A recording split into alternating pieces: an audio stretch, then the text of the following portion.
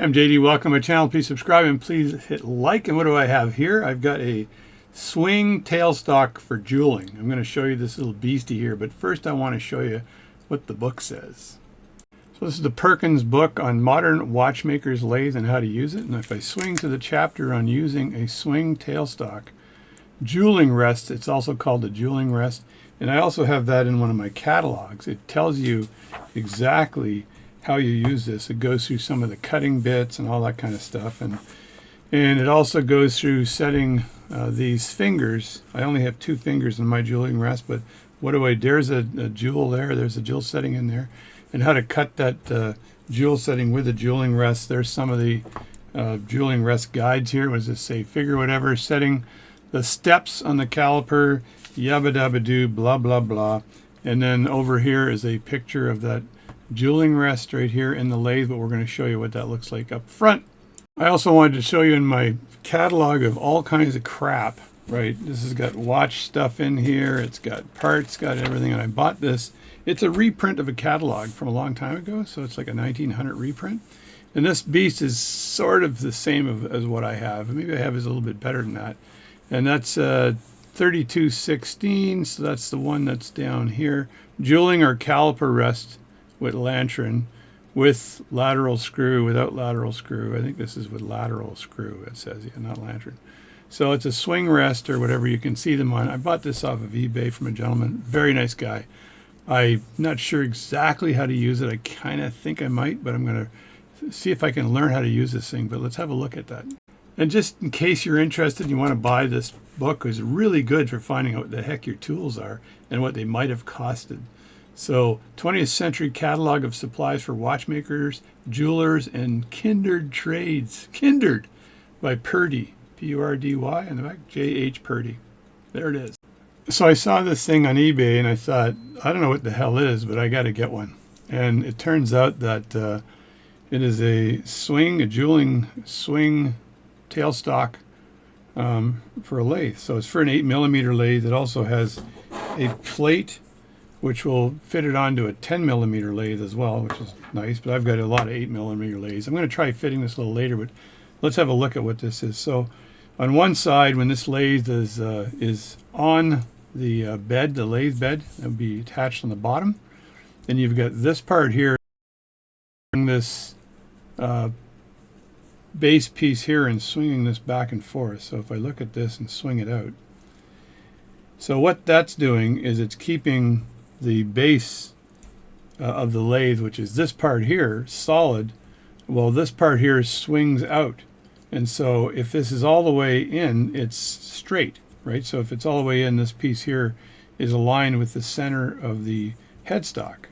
So if you do this, that's aligned with the center of the headstock because it's pulling this piece inward, even though it doesn't look like it. This part here is solid to the base, right? So it's pulling this inward, and you're pulling it inward, and you're moving it ever so slightly using this this screw here, right, to get the diameter of the jewel setting. So let me just move the jewel setting in here. So I just take a jewel setting and put it in here, right? So you've got the jewel setting in here.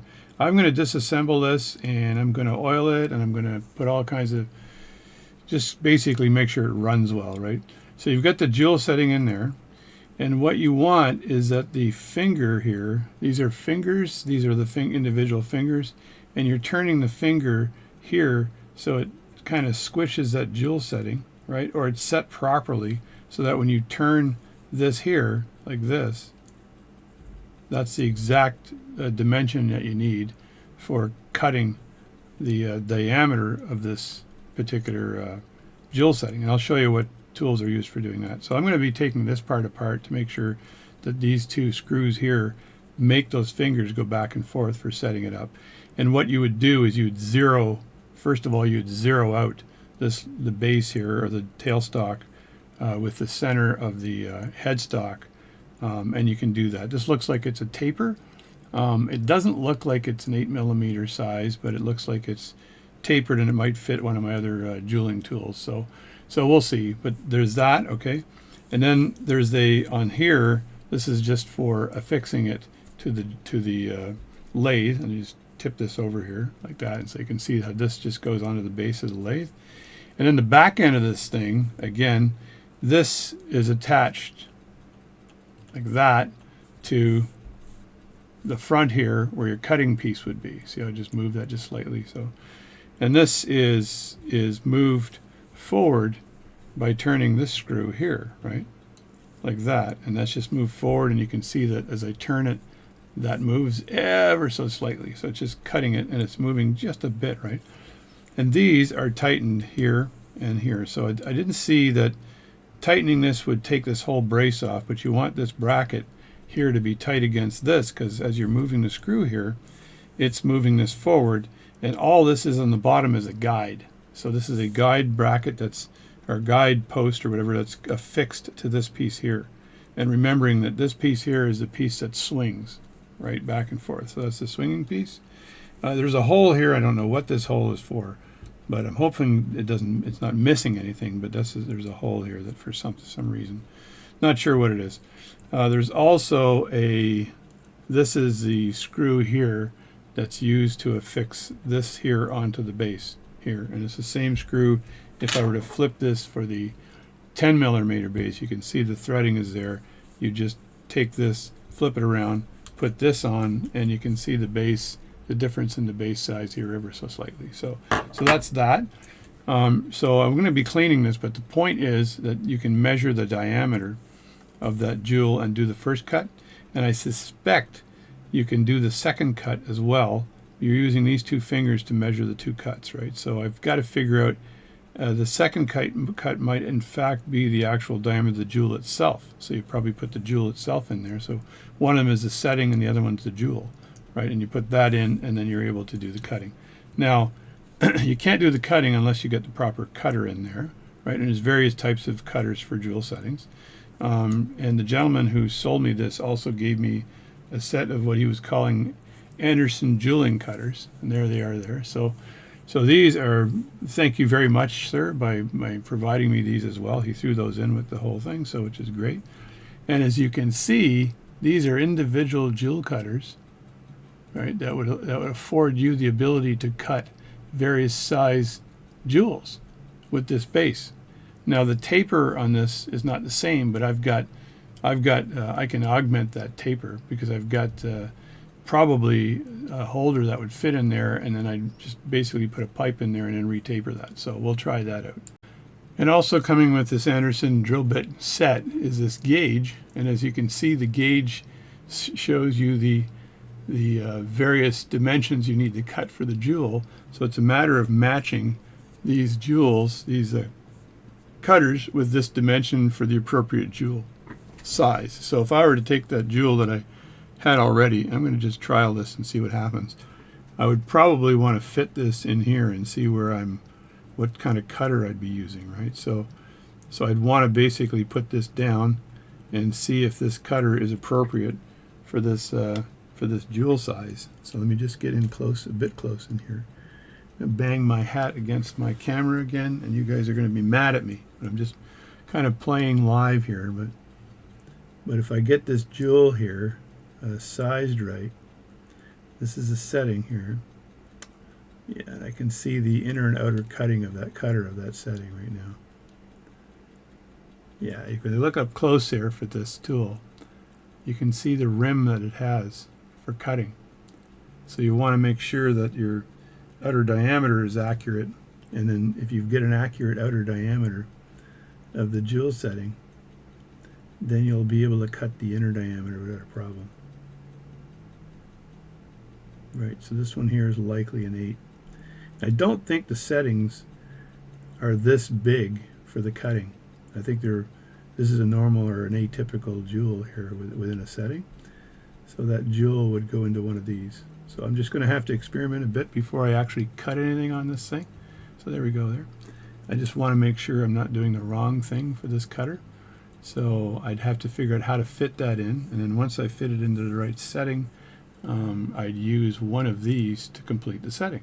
Now I've made jewel settings before. I've got a video on my YouTube channel showing you how to make a jewel setting, and I also have another set of tools that's used to basically dynamically change these dimensions. So I can change these dimensions with this other tool I have to cut the setting.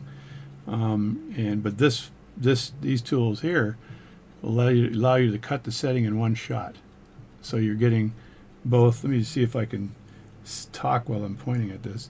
You're getting the inner jewel setting. You're getting the outer.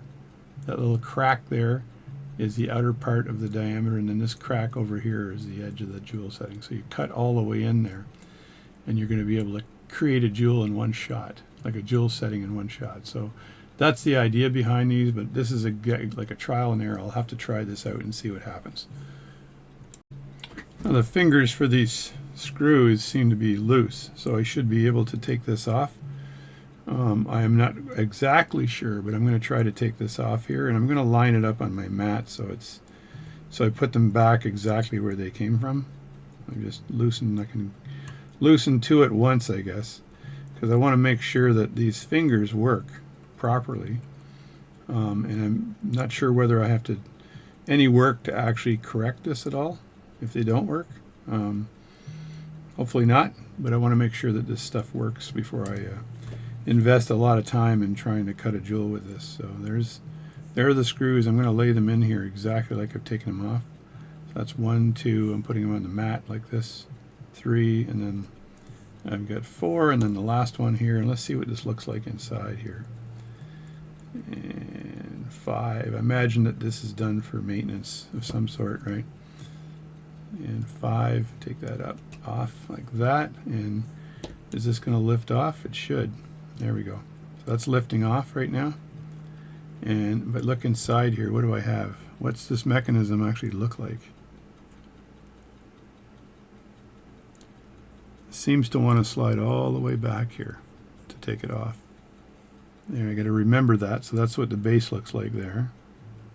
Right, and if I turn that around, what do I have? So there it is there. So there are the screws here. So I should be able to move these screws. I should be able to loosen and tighten them, right?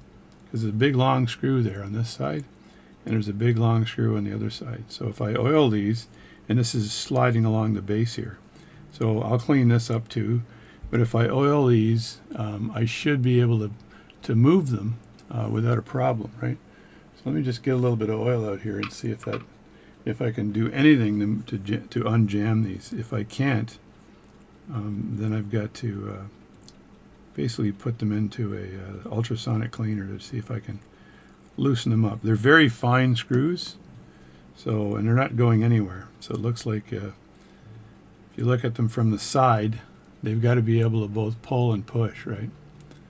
So into this part here. So it's this, turning this like this. It hasn't been turned in 200 years. So these are, let me just push that out like that, and so that's working right now. And I'm just going to put a bit of oil on here again. And I'll wash all that oil off after. So just want to make sure things run smoothly. So there we go. That's nice. That's running really nice now. And I'll clean that up after.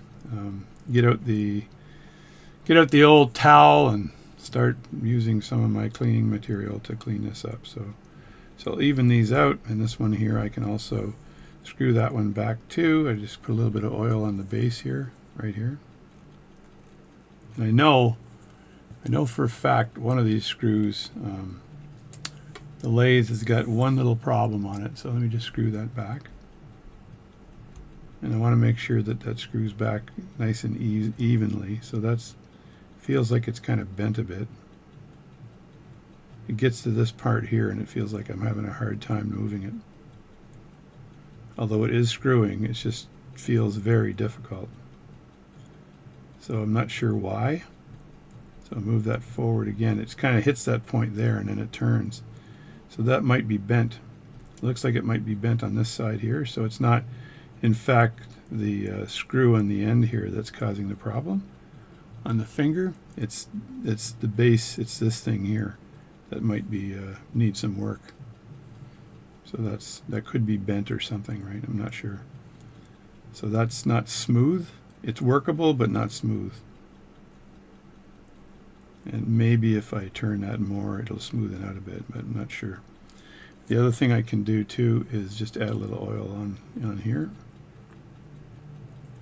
And of course, like I said, I'm going to have to clean all this up after. This is old equipment, very old equipment. So I just wanted to show you this so you could see what it looks like. It's kind of cool. There, that's a little bit better. Of course, the more I can see it's bent a little bit. This thing might have been dropped or something, but these fingers need to be able to move in order for you to get the precision in trapping that jewel and making sure that everything is guided forward or backward in the right way, right? So this one's fine. This one's moving nicely without a problem. This one seems to clunk a bit, and I just think it's bent. I think I can see the bit of a bend there.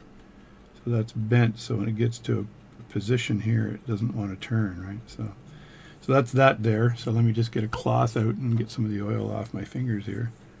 And I know I'll end up turning my mat into a mess here by doing this, but the other thing you should do when you clean this stuff up is you should take a bit of, let me get one of my old mats here so I can use my old mat down here. The old mat, there's a little dirty mat here, is if you can get some steel wool, right? And this is kind of fake steel wool, this stuff here, that you can actually put a bit of elbow grease is what they used to call it on this part, like that. And you can also use a Dremel tool to do this, but I find that you get a lot more control this way, and you're not removing material that you don't need to remove, right? So you just do this, and that'll take that part, and see that's nice and clean now. It gets rid of the bad edge on there, and the same here. Trying to get rid of the corrosion that's been on here from, 100 years of not being used. And these tools probably have 100 years of not being used. So I just clean this up like this with this fake steel wool. You can get this at any hardware store. It's not difficult to find. So it's funny how these things kind of turn in any direction you want them to. So there we go. So I'm hoping you're having a good day today, and this is a very unique tool. And I have to give a shout out to Sonny in there. So, and Jerome too. A little shout out to Jerome out there. Very good watchmaker. Watchmaker, superb, supreme, whatever you want to call it. So that's that. It's funny how this is stuck in here. You probably have to hold that and then take the top off of this part, right? So, but I could probably get at the edge here anyway, just a little bit. And I'm not too concerned with this part here. And I just need to make sure there's oil in there, right? And it's not in a crappy condition. So, and just use a little brush to get away any pieces of that stuff there. There, look at that, it fell right out. I guess I could just take this out, right? But these are the fingers that are part of it, and you can unscrew the fingers completely. And they go in like this first. I think I got to put it in like this first and then twist it. Come on, get in there. Like that, and then you twist it into position. See if I can do it like this. No? Like this. There we go. Oh, I don't know. Oh, there it goes. Now it's in position. And the same with this one here. So I can clean this up completely out of its holster, right? Which makes it a hell of a lot easier. And then put a little bit of oil on it, right?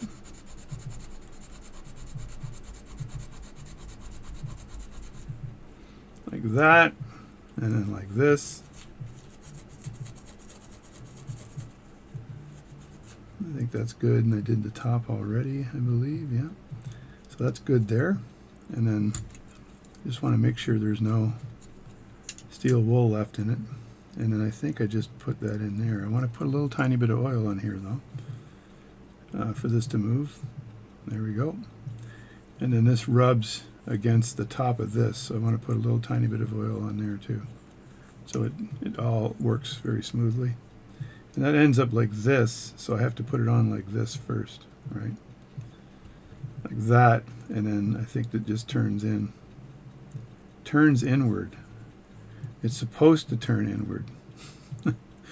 Things are always easy to take apart and never easy to put together again. There we go. So that's that part. And I just want to put a little dab of oil on this as well. And that's to allow the finger to go in and out on the plate without a problem. There we go. So there's some oil on that and oil on this. This one's the one that's a little bit harder to move around. And now, if I look at this device here, at the end of this thing here, I could unscrew this to work on it if I wanted to, but for now I'm just going to see if there's any holes in here I have to deal with. I don't think so. So for now, I'm just going to, I'll cover this a bit, is take some steel wool to the end here. That's what I'll do. And that'll clean up the brass here. I believe this is brass. Again, you can correct me if it's not, but I believe it's brass. It's definitely not copper. And this thing houses this part. Let me see, there we go. That's not bad. I don't want to spend too much time cleaning this, but yeah, that's not bad there. And like I said, I'll get into a very good cleaning of this tool at some point in time, but I don't want to do this through this particular video. I just want to see it operate.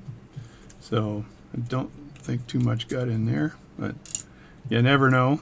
So I've got this, and I would want to put a bit of oil on here as it scrapes, right? And then I've got, this is my plate for the top, right? So this goes down on the top like that, but you feed it in because there's some, I think there was some grooves there that I need to feed that into. Not sure. It looked like it was grooved to feed in. I had to push it up to feed it in. Maybe I didn't have to do that, but there we go.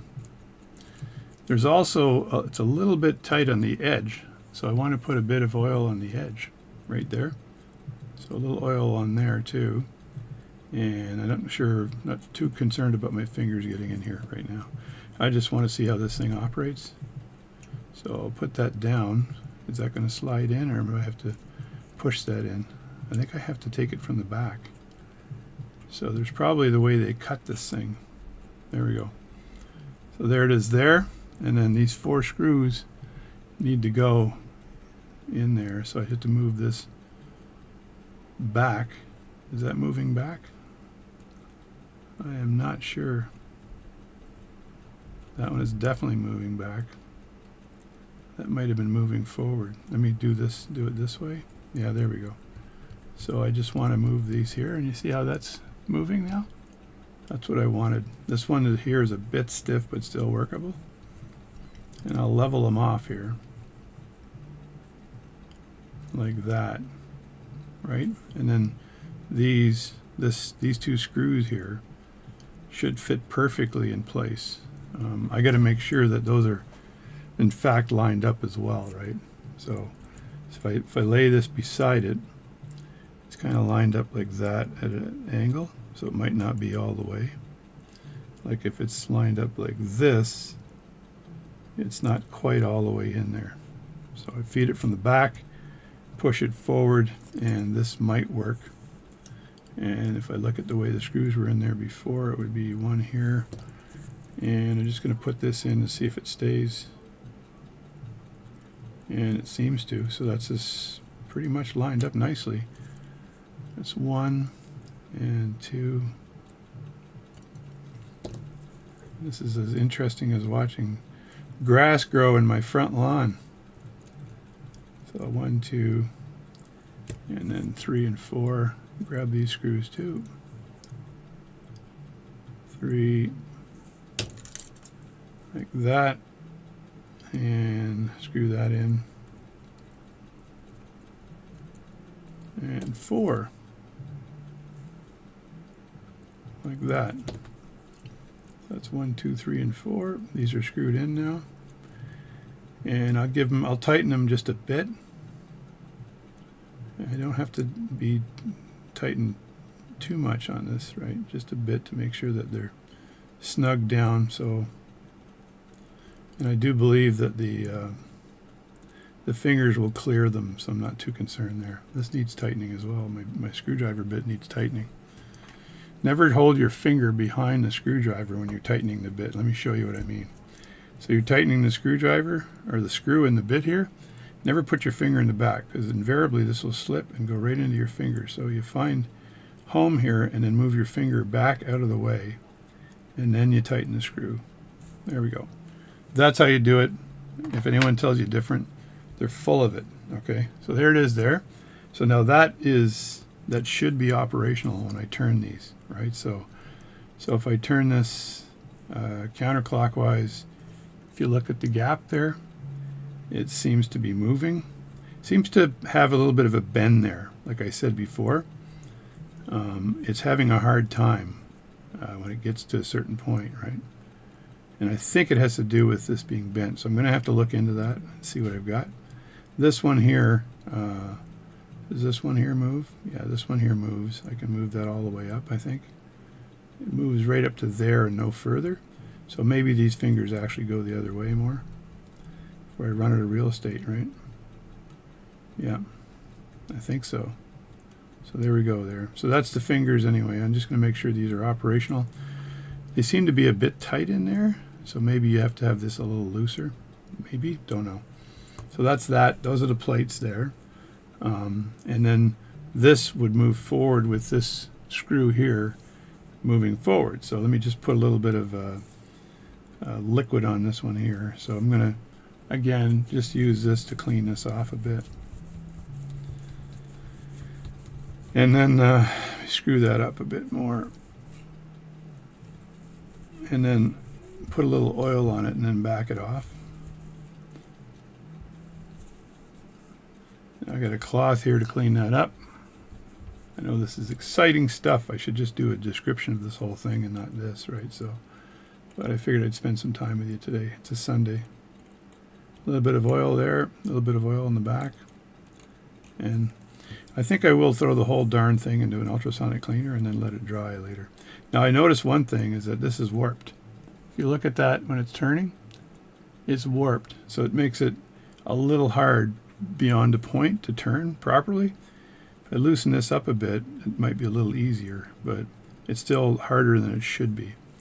So I'm turning that, and these are moving away, which means this is swinging outward, right? So I want to put this in the lathe and find center, and then that's where this needs to be. So we'll do that after. So this works, I guess, okay, but I'm not super impressed by how this is bent. So I'm not sure if I have the ability to straighten this up, but I'll try. So it's bent though. Don't like that, but nothing I can do about it. And you tighten this to make sure that once you get the right dimensions on the jewel bit on top, or the jewel setting on top, that you can't move this. So you don't really have to move the fingers that much if you've got the right size. When you squeeze the jewel in, there's when you move the fingers. So if I loosen this up a bit, does it work a bit easier? Perhaps. Let me just do that, loosen that up a bit, loosen this up a bit, and then loosen this one up a bit. And it may actually, these might actually work better if they're looser. Yeah, they seem to work better. I think when it squeezes it down, it squeezes it a bit too much. This one works better as well. It still has its little problem, but it's not squeezing it that much. So that works too. So there we go. So that works a lot better, but you can't have these things hugging down too much. I will maybe polish the inside of there so I don't have to loosen these, because I think they should be tight. So now on this side of the house, right, this is the screw for the back part, right, that you do this with. This actually seems to be a bit bent too. If you look at it, it's like it goes like this, which means it of course has been dropped over the years, which is not good. But what I'll do here is I'll put a little bit of oil in here, and just to give it a little bit of an easier turn, right? And I may take this out as well and then try to rebend that, right? So that works properly. But for now, I'm not going to. I'm just going to show you how this works. It gets stuck a little tiny bit, but that's good there.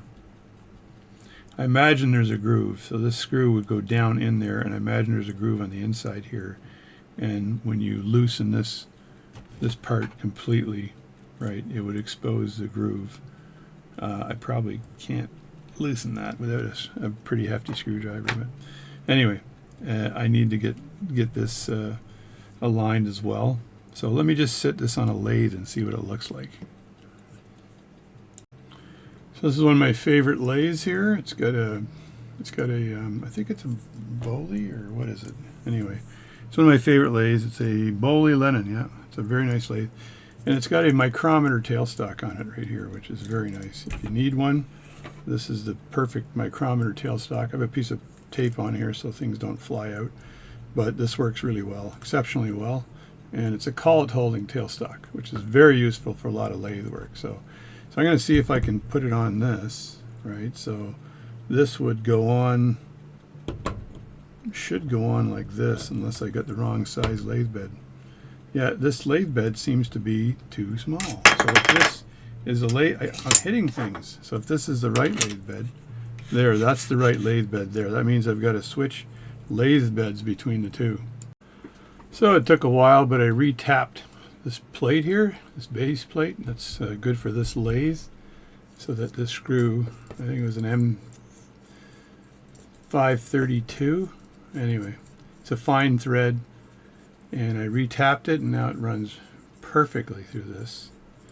So I should be able to affix this screw onto the back of this plate through the back here. And again, like I said, I'm going to clean this up later on, but this should fit on like this. Should fit on like this. I should just be able to turn this on nice and easy. See if I can do this here. Try to get it to fit naturally. Something you know what? No, I can't do that. I was thinking of grabbing it with a different pair of pliers or something. Come on, get in there. It needs to fit. Thing is, it's heavy. So when you're trying to do this and hold it at the same time, it's a bit iffy. Let's see, can I even get the screw through here? Yeah, there it is. Okay, now the screw is through there, so I just need to turn it onto this plate here. Nice and easy. So that's kind of good there. It just needs to be turned.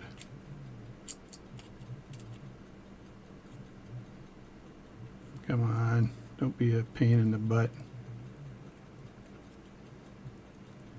It's almost like the groove in the top needs to be shifted a bit.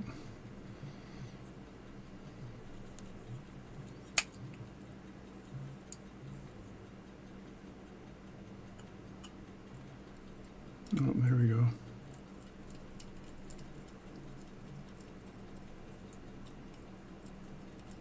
All right, there we go. It's turning.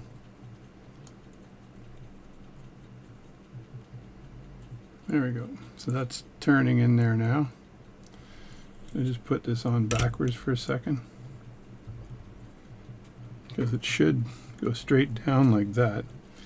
Now there's a hole on this side here, but I think that hole is used to actually grab this and tighten it up.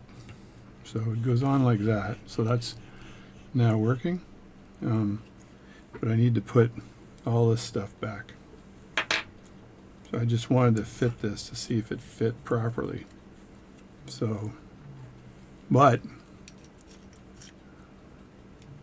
now I got to put this in like this, and this post has to go in here. This can't go in until the spring goes in, and the spring goes in before this goes in.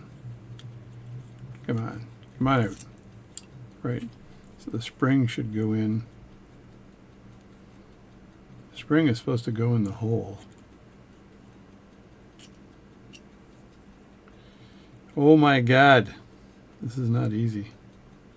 The spring came out of the hole. My God, what am I doing here? Maybe the spring goes all the way to the bottom. What do you think? Yeah, it does. The spring floats all the way to the bottom of the hole there. And then you put this in. Maybe you put this in after. And then it bounces like that. And then this thing, it turns. It has to be lined up properly for the cam to work. So you put it in like this. Front or back, I'm not sure where the cam is in this situation. So I'm just going to do it this way for now. Like that. And then this goes in here. Should move my camera up a bit so you can see all the nonsense that's going on a bit better. So that goes in there, and then this has to go all the way through. It was actually not easy to get in the first time, so I suspect I'm going to have the same challenge the second time.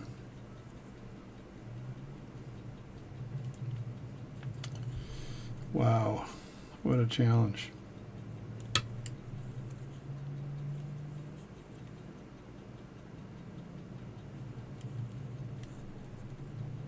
I think if I widen this, I'll be much better off. Or if I turn this around the other way, maybe. Let's try that. So I pull that out, turn it around this way, the other way, put it back in, and then this cam, this needs to go in here somehow.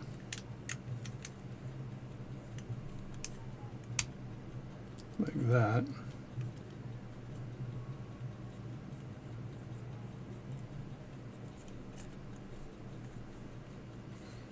Well, I don't think I'm going to get this all the way in tonight.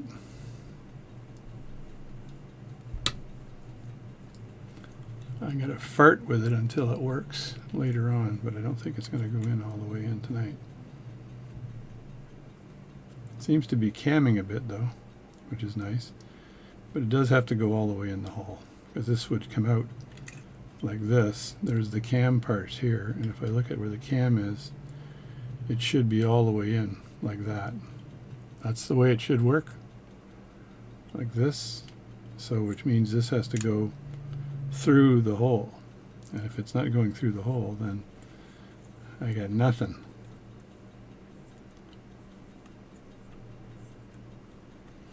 I might bump it in with a hammer maybe. Let me see if I can bump it in with a hammer. That might work. Let me get my mallet out, and of course if I bump it in my mallet and taking it out, it's going to be, you have to have a lathe bed or something to take it out. But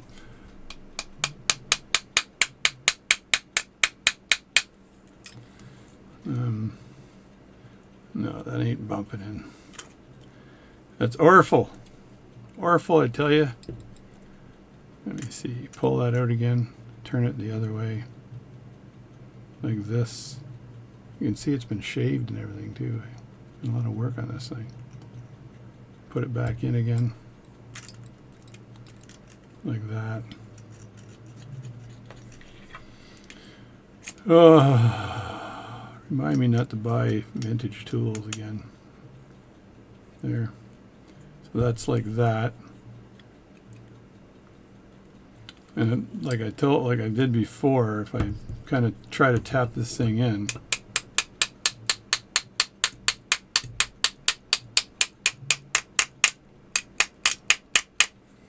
it's almost all the way through, but it's still friggin' too stiff. So my tapping was a wonderful thing, but now I got it stuck in here and I can't get it out. So it's got to go by the ridge. That's the problem. Wow. Anyway, not an easy fix, folks. I need a pair of pliers and a sense of humor. Wow. This thing is a job and a half, so I shouldn't have probably tapped it in. Anyway, So that goes in like this, but except it won't fit right now because it's too low. Still too low.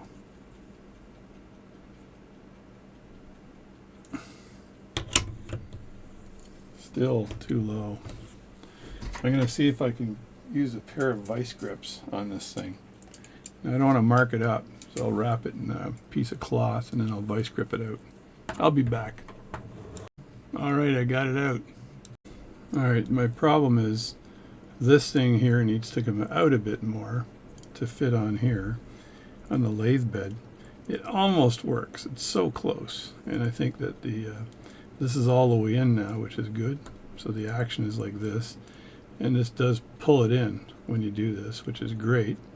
So either the thickness of this adapter plate is too much for this particular lathe, or the other problem could be I need to take a little material off of the inside of this to allow it to slide around. So just a touch of material off of this might do the trick, because I need to have it fit. I've tried other lathes and the other lathes have the same problem.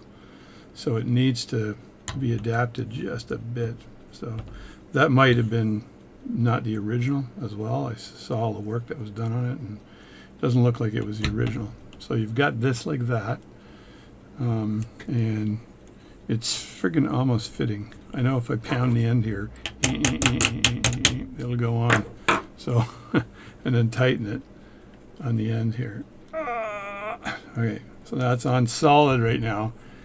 Worst case scenario is I could take the whole lathe and move it this way. So no, I'm not going to do that. So I got to take a bit of material off of that to get it to work properly. And I know that this is not too bad. I think that screw needs to be tightened down here as well. So I need to have that screw tightened, like very tight on the top here. And right now it's not really that tight. It's I need to go find myself. I need to go to IKEA and pick up a tool to turn this properly. There. That's tight there now.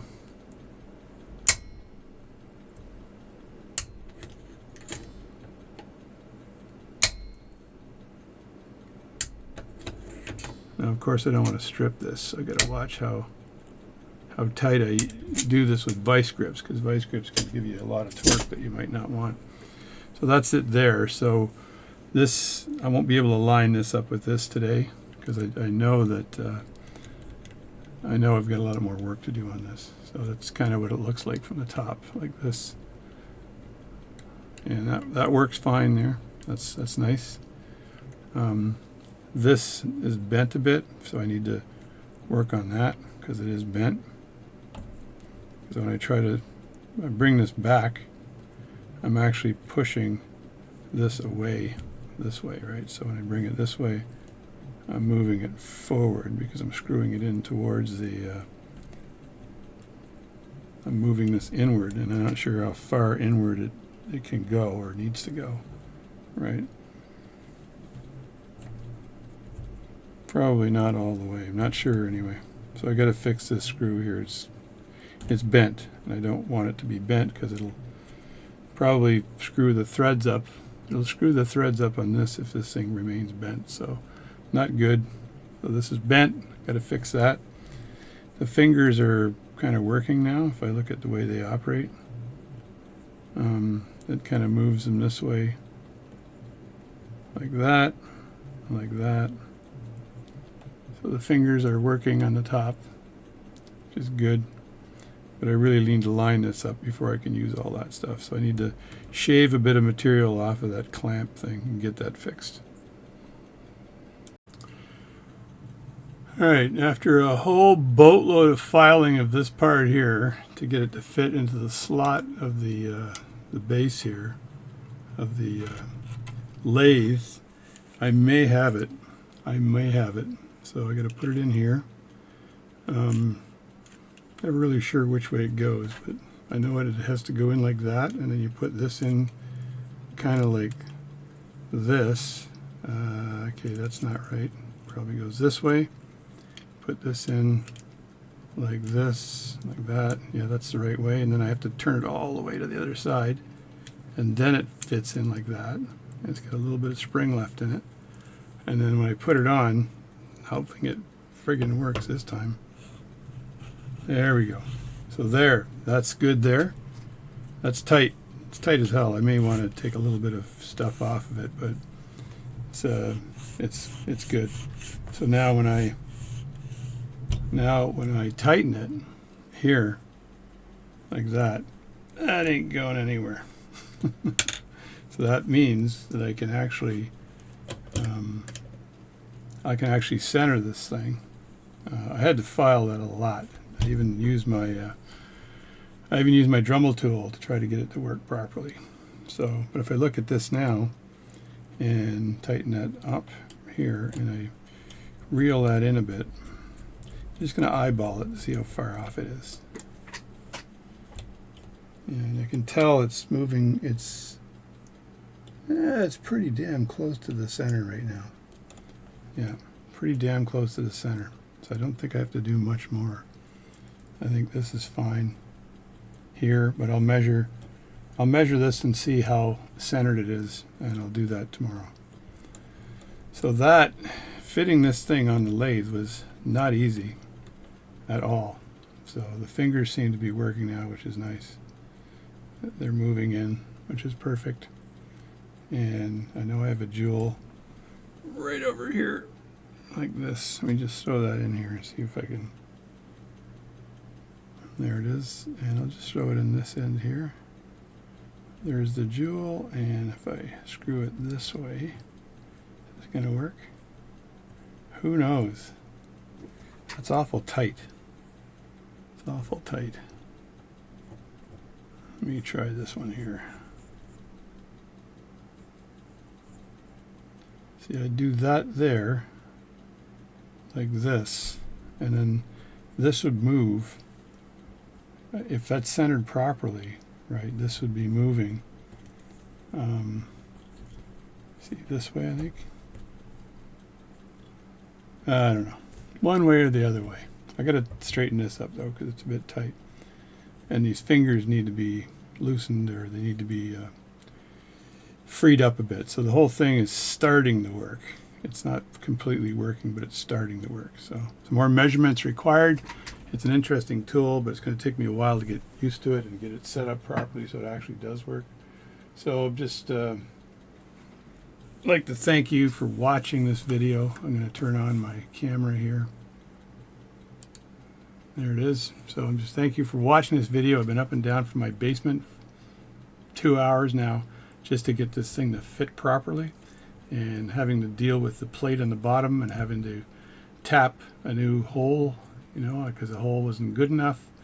I had to tap that to get the securing screw for the bottom plate to fit on.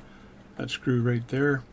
And then after I got that done, I thought I was finished, but then I didn't realize that I had problems with the actual thingy-jobby doohickey on the bottom. So this thing here. So I had to do a lot of shave material off the sides, shave material off the inside, and I did a lot of it by hand with my file. So elbow grease with a file, and I got it done, so it's good. It's done. Now I just have to make sure all of this mechanism is working properly. So this works really well. No problem with that. It's this here just, I think it's a little iffy. That's all. A little bit iffy. There we go. So I'm moving that.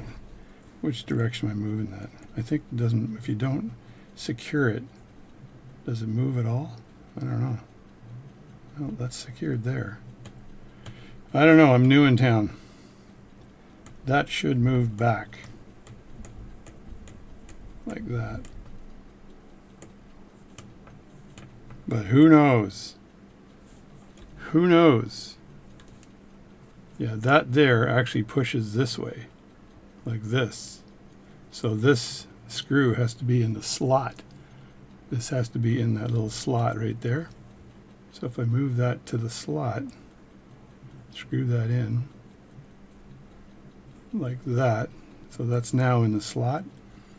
Now when I move this, the whole thing moves. There we go. Much better.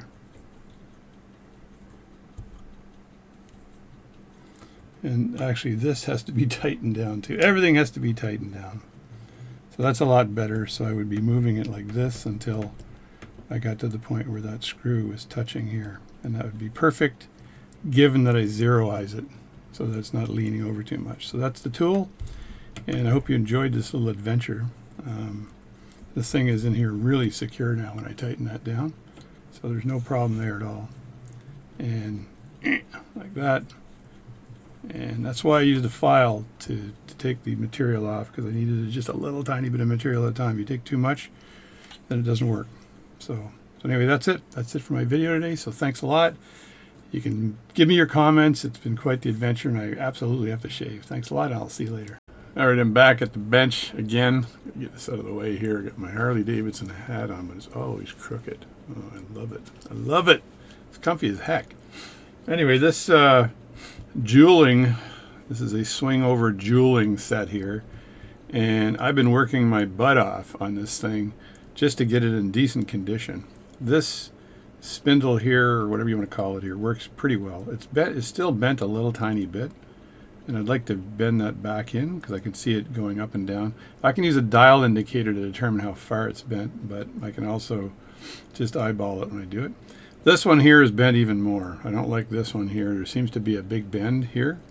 And let me just take this off to show you what I mean here. So I spent a good part of yesterday just trying to get this to fit in here. And what happened was, not only was there a width issue snugging into this little groove here, but there was also an issue with inside here, too much metal pressing against. So I just filed and filed and filed. I may do some more filing here, but the big problem I think I have, two problems I think I have. One is that this here screw here, let me just get this in camera here. Where the heck, what am I doing here? This screw here is warped. You can see the tip of it bending as I do this.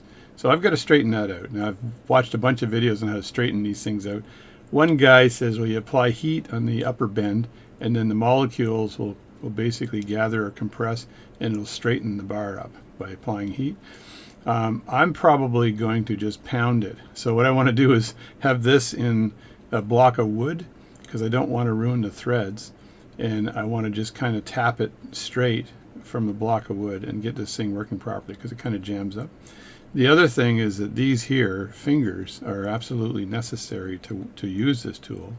And let me see if I can, if this works at all. No, that's the wrong way. So if I do this like that, as you can see, that finger is moving away from that little jewel I got there, right?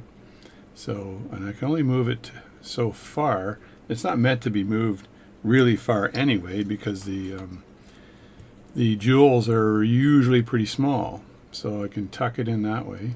And what I don't know, put this down out of the way, what I don't know is how much play I have back and forth. And when I move the spindle here, when I move it this way, as you can see, it's closing the beaver teeth. That's what I'm going to call them from now on. So there's a combination of closing the beaver teeth and to perfectly align this with the head stock of the lathe.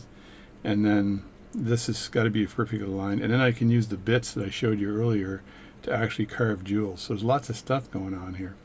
These, I had to loosen these because this seemed to be a bit tight with the fingers. So one thing I can do, I polished the fingers and oiled it on the inside. But even when I tighten this up, it got rather snug. This one here does seem to move. This one here has got some kind of a problem.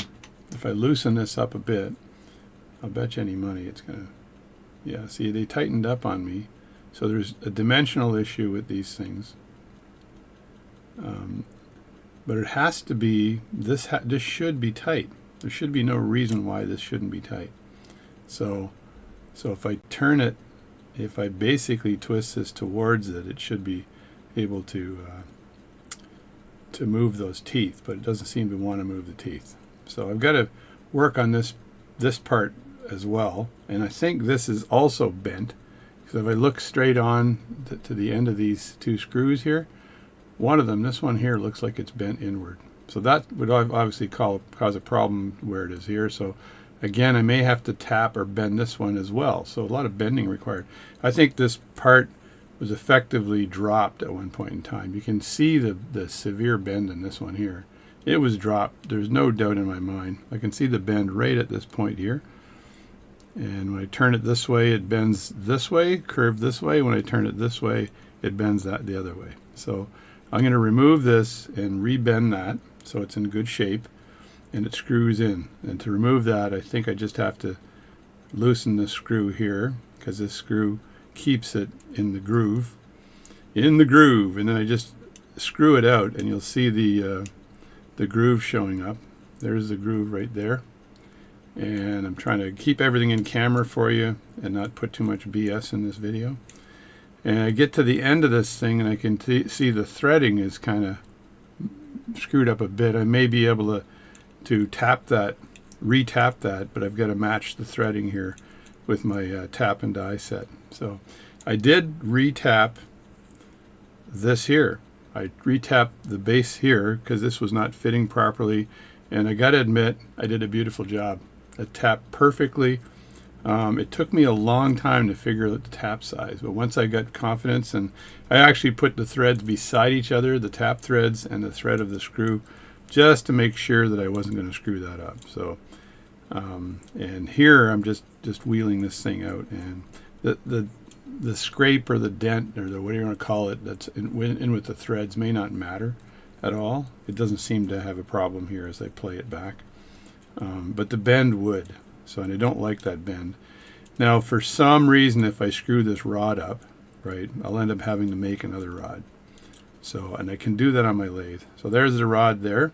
So I'll work on that first, straighten that up, and I think I just will put it in my bench, my vise, and figure out. I don't need to have to see. I can eyeball this. I don't need to have a special tool to tell me that how it's bent. So, and I might use my staking set to punch down on it. It looks like it bends up right there. I don't need a dial indicator to tell me that it's bent upward. It's either bent upward. If I eyeball it straight down the line here, I can tell it's turned this way right at this point here. So if I put that in the vise here and just tap it down, that might straighten that up. And then at the end here, if I look at this here, I can see it turned this way, like that, curved right at this point here. So this might not be too bad to bend back. So I'm going to go work on that and see if I can bend that back, and then come back, and then we'll do a little bit of work on these screws here on the bottom. So I was able to bend this just by using this block with a hole in it. So I looked at where the crack was, take the block in my hand, and then bend it. And I looked at where the bend was here. I bent it with this. I looked at where the bend was here. And I just kept very gently bending it and putting it back in place. So that should be operational. Should be bent back into place now. So just slide this back on like this. And I'm just going to put this back in here and see if I've got an operational screw that doesn't go all over the place when you turn it.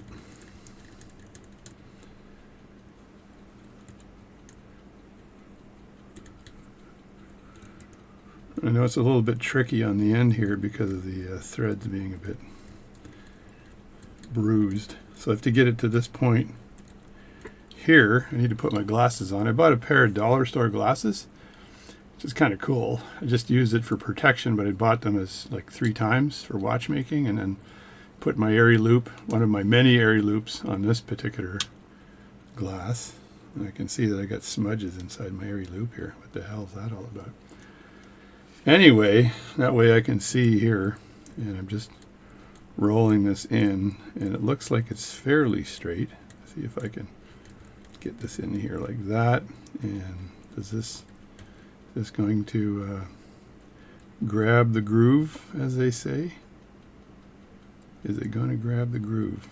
Yes, it is. So now when I turn this, it's turning a little bit better. It's still got a little tiny bit of a bend in it, but not like before. Before I actually had to grip this thing and turn it, and right now it's turning nicely. And I bet you if I put a little tiny bit of oil in here, right, I'll have a great action. So let me try that and bring this forward here. And I think really the play here is at this point anyway. I'm not the end of the screw is not going to provide me much use here.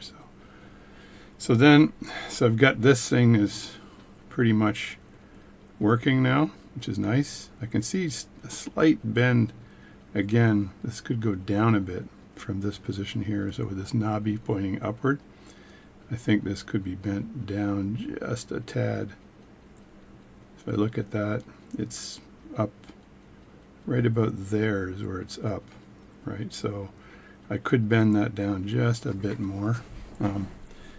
And I don't want to snap it because this is fairly soft. This metal is fairly soft. I didn't know it was that soft, but when I was bending, I absolutely could feel how soft it was.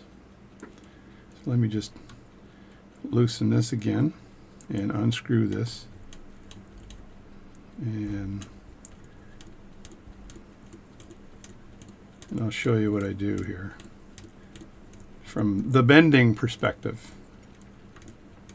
Now, if this was a steel rod that had a real serious taper, or if it was annealed or properly, it had a serious annealing or whatever on it, then I wouldn't be able to do any of that. I think this is screwed in here too or something, right? But this is being held on by this screw here. So if I undo this screw here, this probably comes out. Let me see.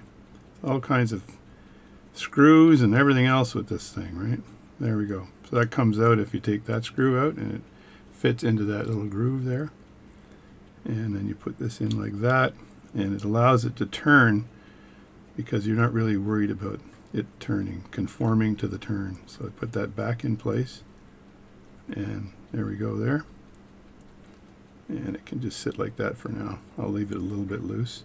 So the bend was when this was like this, and it has to bend down that way. So, and all I do is put that in the block like this, around like that, grip it like this, and then very carefully bend that. And I don't know if that took the bend out of it or not.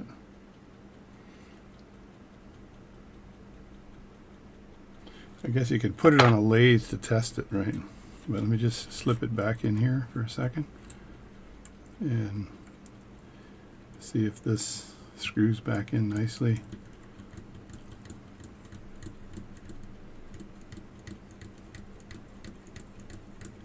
Yeah, you know what? That's even better.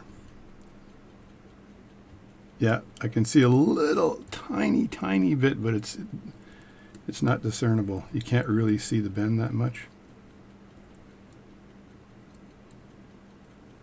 Yeah, this works well now.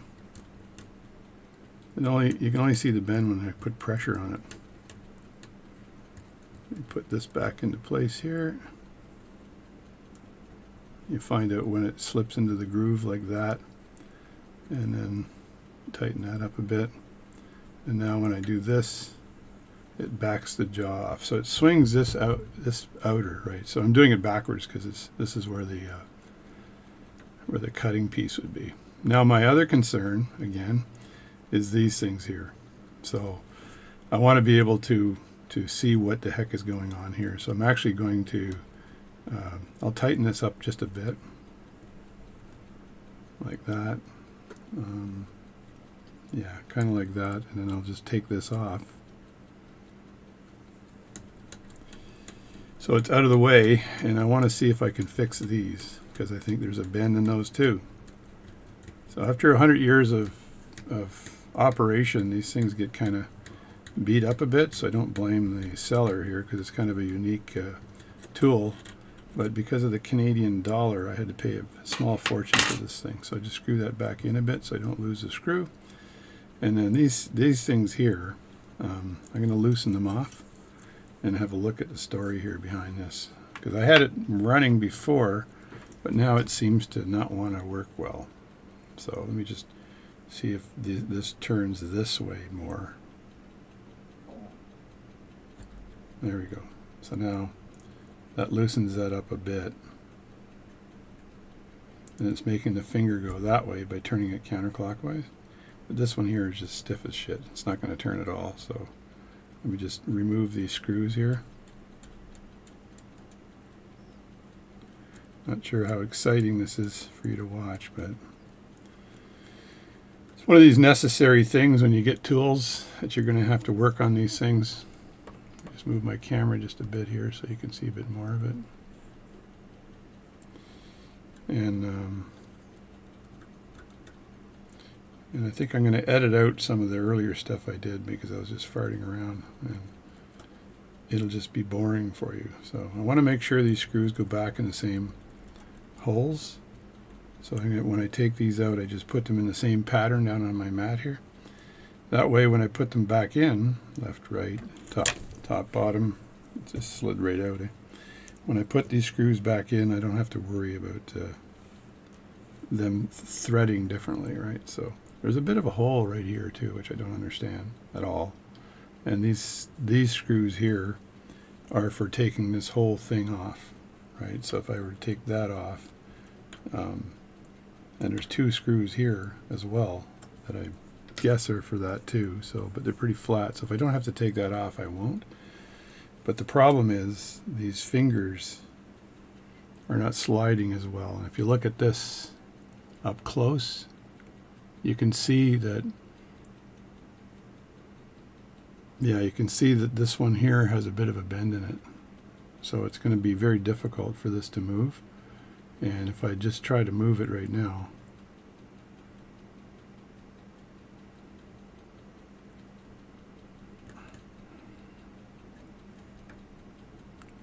yeah, that's a pain. And it's at its end too, so it's not, I think if I have them out like this more, I'll put them kind of in the middle, then there might not be as big a problem. And because I haven't aligned it yet, then so like that, it's less of a problem, but I can still see a bend on the end here. So let me put that back in. It's funny, I can't drop them in this way. They seem to be too fat to drop in. No, they're dropping in. I'm full of crap. So there's the fingers there. Now, am I able to move them? This one here is also painful to move.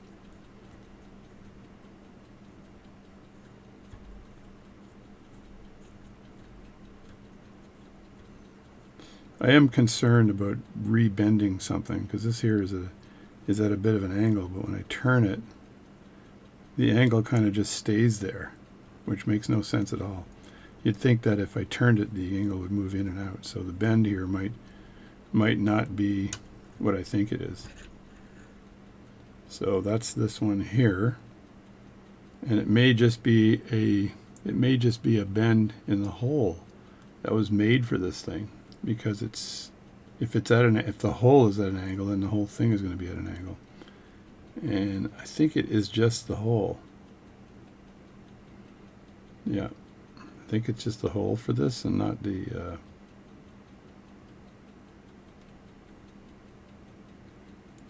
yeah, this is odd. And this one here, yeah, when I turn this one here towards me, it gets kind of caught up. So this one here, yeah, this one here gets stuck. This one might be the one with the bend in it. Yeah. So how do I deal with that? Let me think here. If I screw this all the way out,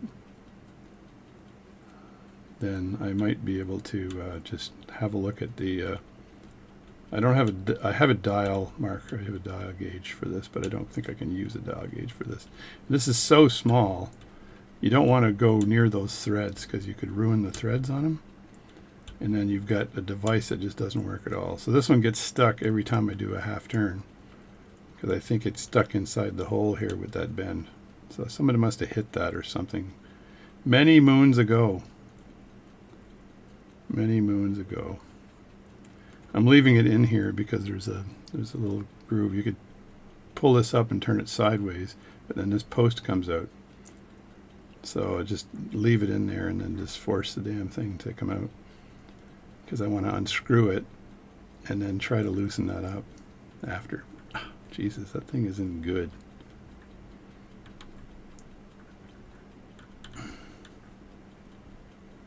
I just got a couple more turns here, and then I'm probably good here. Just have to switch fingers because this one's getting tired. There we go. So that's out now, and that's the mechanism there on the end. I'll just put that down here on the mat, and then this should be able to come right out, I think, or not.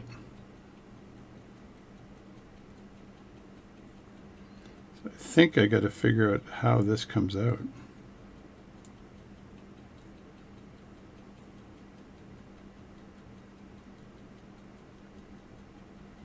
Yeah, I'm going to go figure that out and then measure this thing and see what I can do here.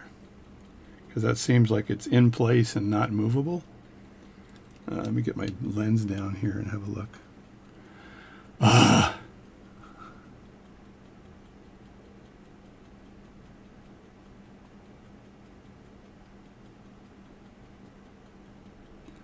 Yeah, you know what? You know what? I think if I grab this post here and I just turn this, it's going to unscrew. There we go. I did a little tiny bit of an adjustment of the screw on this side, and it seems to be moving a lot easier, which is nice. There we go. So that hopefully will unstick all this stuff so that this device can just slide along. I'm not sure if these screws get in the way either, because I could also file down that area, but let's just see if this slides in nicely here. And can I move this thing now? Yeah, that moves very nicely. And this one moves nicely. So that's relatively smooth. So now I'm just going to see if I can put those screws back to where they were. This thing just wants to jump off. There we go.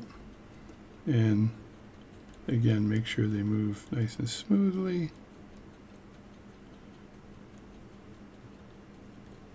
Turns out that the angle I saw in this thing here has to do with the hole that was drilled in the back plate when this thing was built. So it's not an angle that's part of, it's not an angle that's a result of the, of this being bent from this base part here. And these things are like crowns on a, in a watch. They screw in kind of like crowns in a watch. So see if I can find the holes. There's one there. And the other back one here. Always worried about losing parts when I do this kind of work, because you can easily lose a part. It's, you work hard, and then all of a sudden, bing, the part goes flying. So sounds like a Christmas carol, eh? Bing, the part goes flying. So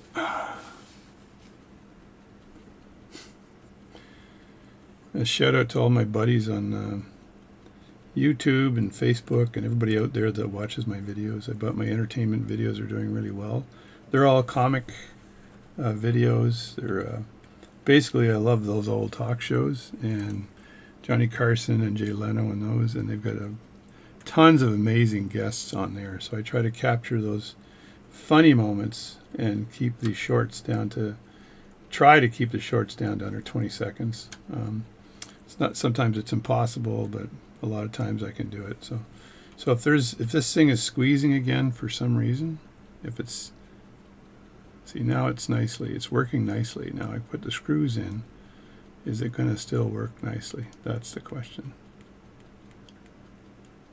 There we go. So tighten these up a little more. Do I still have motion? Oh yeah, that's nice. This one here has got to go in a bit more. And I still have smooth motion. And this one here can be tightened up here, and I still have smooth motion. And then this one here, screw here, and I still have smooth motion. So now this thing is working. I think it's working really well. There we go, look at that. I just move this away like this, and maybe put it right here, somewhere in here, like that.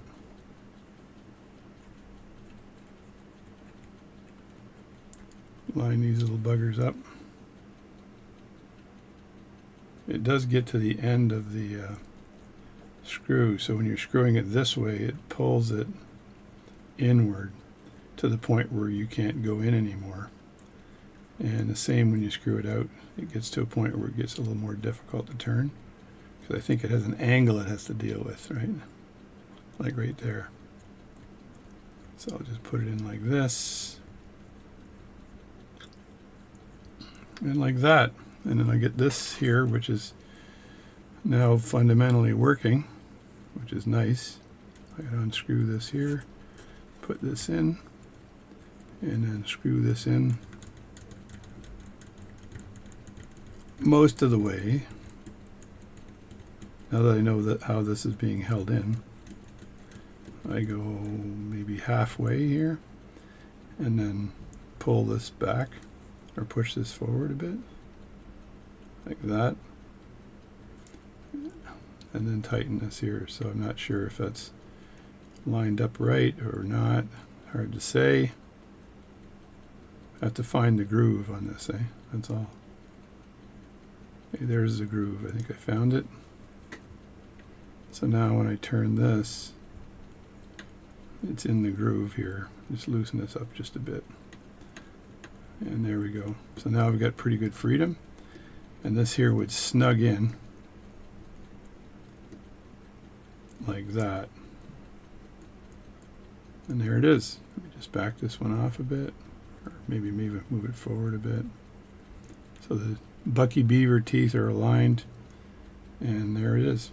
So that's working nicely. It's fully operational. These things are nice and loose now, so I'm not as concerned about it anymore. So if I turn that, you can see it opening up like that. The Bucky Beaver teeth are opening, and it does get stiff at this point here, and I'm not sure if it's the angle of the rod on the inside or what.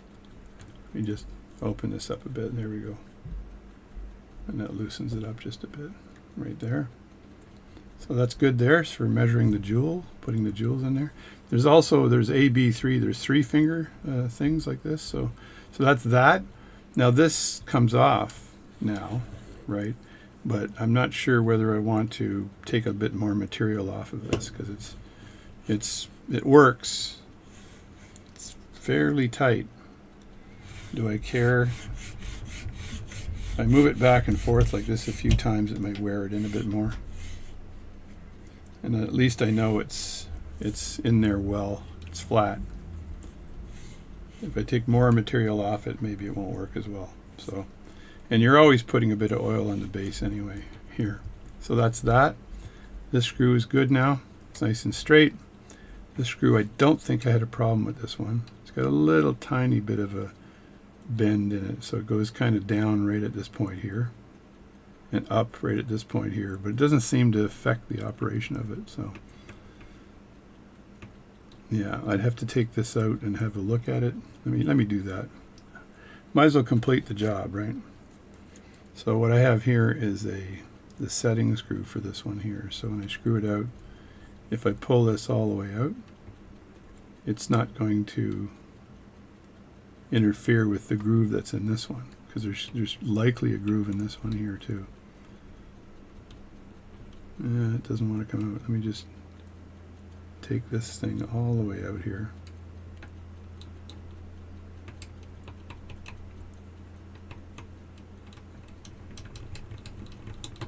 It's funny that it actually doesn't want it to go beyond this point here.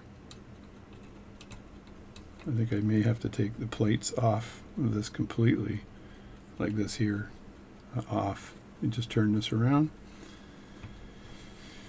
and see if there's something on this side I need to deal with. Yeah, there's two big screws here.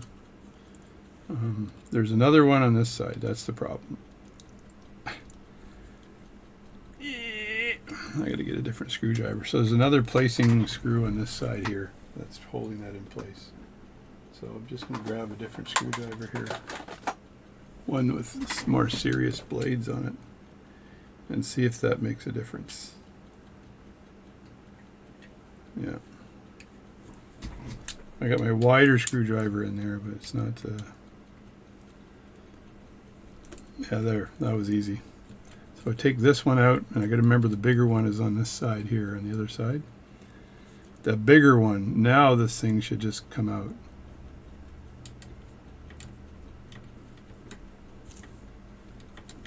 There we go.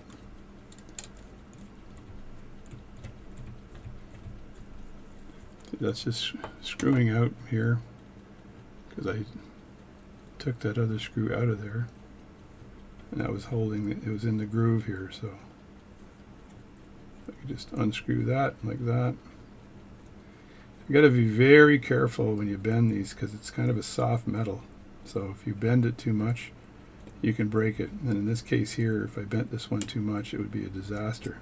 So I just want to see what kind of bend I have in here and whether it's worthwhile for me to do anything about it.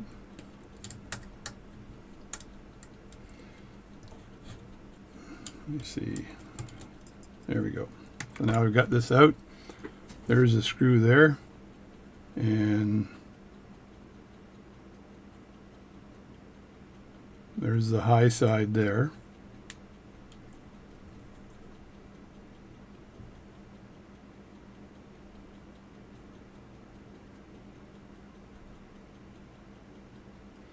Yeah, so this here would have to be bent this way, like that.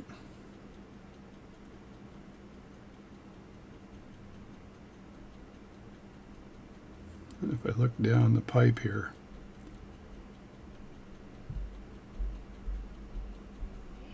yeah. All right, so I did a little tiny bit of a bend. I'm really worried about this one here, but I put this rod into the block here, and I did a bit of a bend, just a tiny one, but because I know that if I do too much, this will just break. It's soft, right? So I need to put this back into its hole here.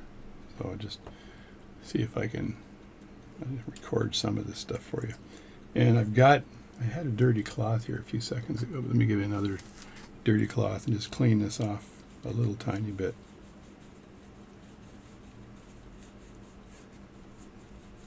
This one was working fairly well, but I can see the amount of dirt that's in here. It's pretty significant, so I think I do have to strip this whole thing down at some point and then just refurbish it. So I'll do that later, but let me just get this back in here. And I could put a little tiny bit of oil on it, like that. It's all about the angles of doing this stuff, eh? So if I just turn this thing around, you'll be able to see it. So I'll turn it around this way, and then turn it into here, like that, and then you can see what this kind of looks like on this end. I could, while I'm here, I know this mat's going to be a total mess at the end of the day, but I could take one of my polishing, this is sandpaper here for polishing, and I've got spools of black thread in there. So just take this here, and this can be completely removed, I believe, but it seems to get stuck right there, so I don't want to threaten it too much. So, but this here, you can hand polish this part here, right? And this just gets away some of the grime on here. And I can also use a Dremel tool. I also do this kind of stuff with my Dremel tool and with a polishing brush on the Dremel tool, and that usually gets rid of tons of corrosion, right? And that just makes it all work smoother, that's all. And this This is just an alignment stake, or whatever I want to call it, alignment peg. That's Al Bundy's wife, I think. So that's an alignment peg down here that this thing rides on.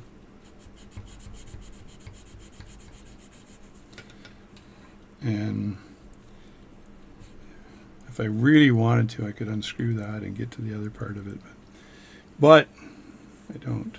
So just get my little sanding device in here,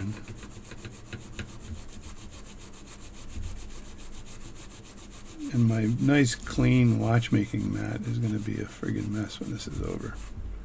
That's fine. Yeah, that's done a very good job. A very, very good job.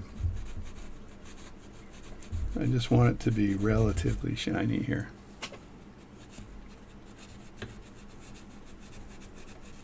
That way it's smooth and good for operation.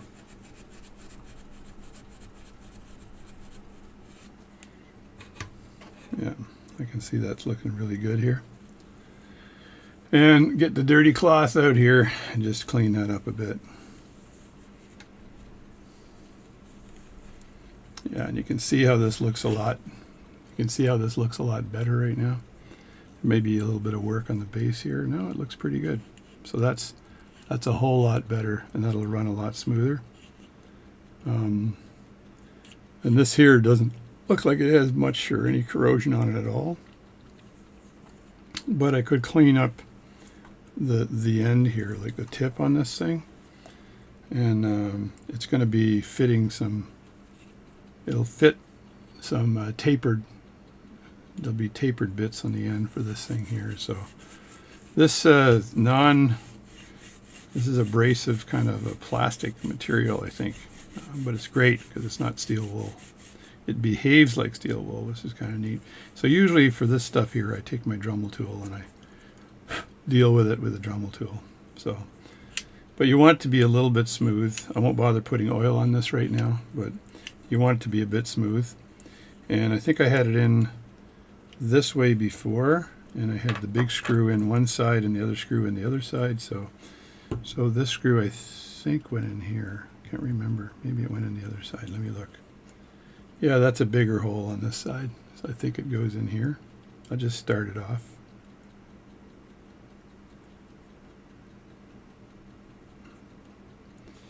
And I don't want my threads to cross, so there, started that off there, and then this one is on this side.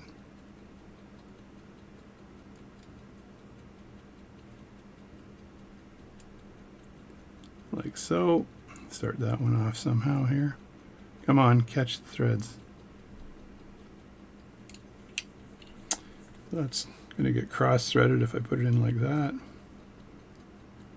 You just have to make sure it's in there nice and square.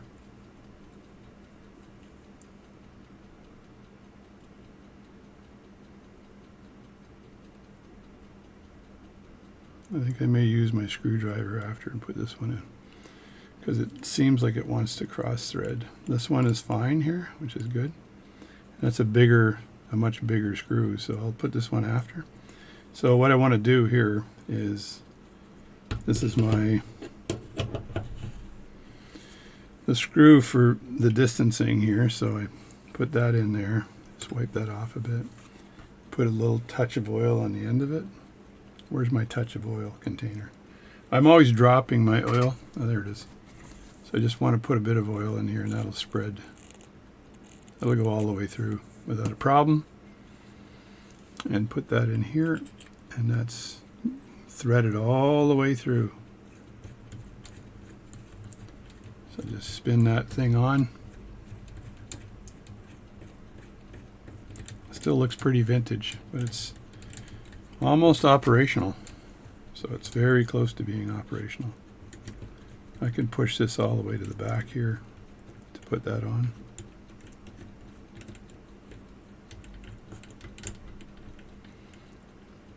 I'd really love to know where the screw sits. But I'll pull this off the back here, because now I've got to put this screw back in, and I don't want to, pardon the French, screw it up. So I put that back in, and then get a screwdriver here, and then just line that up here. and see if I can turn that thing on. And there, the screw's going back in now. I'm just checking the alignment here because it seems to be pretty, seems like it's going against the thread here because it came out pretty easy. So it should go in pretty easy.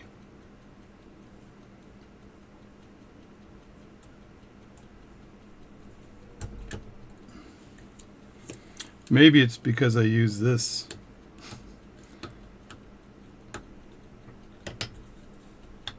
No, I didn't. What the heck's going on here? I do not want to strip the threads here on this thing.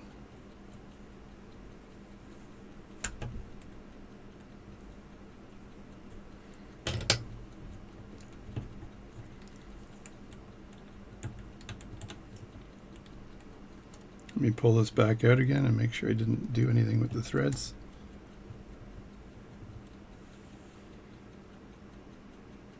Oh, they look okay. Yep. Oh my God. Let me see how far this thing goes in. Yeah, it goes in quite a ways, so.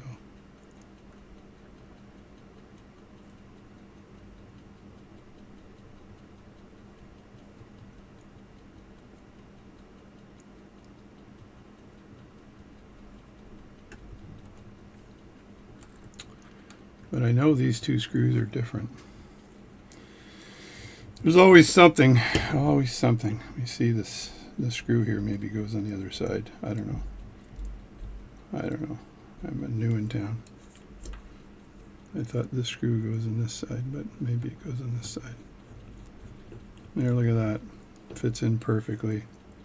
And I'll bet you any money I screw this one in and it fits in perfectly. Yep. Fits in perfectly. So I had the screws on the wrong side. So I just need to make sure that this is in there, which means when I turn this, the whole thing goes in, which it's doing right now, which is nice. So these screws are in the right place now. So I just have to tighten those down a bit. Like that. And does this thing work? So that's too tight because I can feel it being too tight. Loosen that up a bit. So I think that just squeezes the darn thing. No. There we go. Doesn't like going backwards as much as it likes going forward. For some reason. There we go. Got to work it in, that's all. I'm going to see if this tightening of the screw makes a hill of beans difference here. No, that's good there. There we go. Got good freedom on this thing now. And the screw here is in the slot. Of course, this has to be loosened just a bit because all it's doing is it's in the groove there and it's moving the this back and forth. So you don't want that too tight. So this thing here seems to be working okay. This slide seems to be sliding okay. The screw is now working well. It's pretty straight now, not like it was before. And so I think I've got myself a device. So the last thing I want to do is make sure this is centered.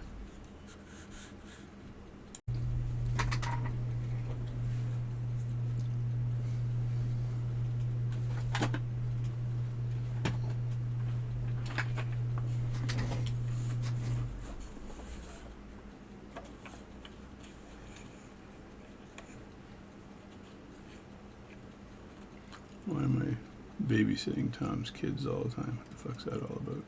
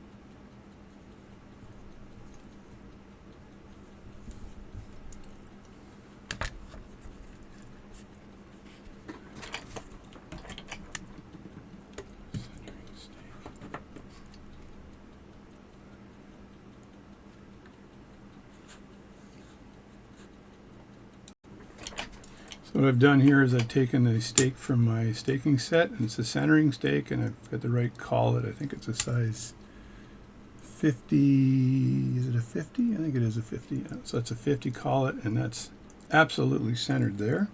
So I just have to figure out what to put in here to see if it's centered. But if I just move it forward like that, how's it doing? Well, it's way off. It's got to go this way more to be properly centered. So if I just move this, it's funny that I've got to do it sort of backwards, where these swings are the other way. So I just move it in this way, I guess. And I'm going to just eyeball it right now to see how centered it is. So what I need to do is taper. I've got this, which is almost perfect, but it's got a little bit of play in it, right? But what I'd like to do is taper a pointed piece here. And I can use brass, so I can use my lathe to basically taper a piece of brass in here and then sharpen it on the end. That way I know I've got an exact point to point. This is not good enough. This just gets me close like that. And then I can tighten the bed here just a bit. And I can tell from this how far off or on it is. So I can do this. So that's almost perfect right there, I think.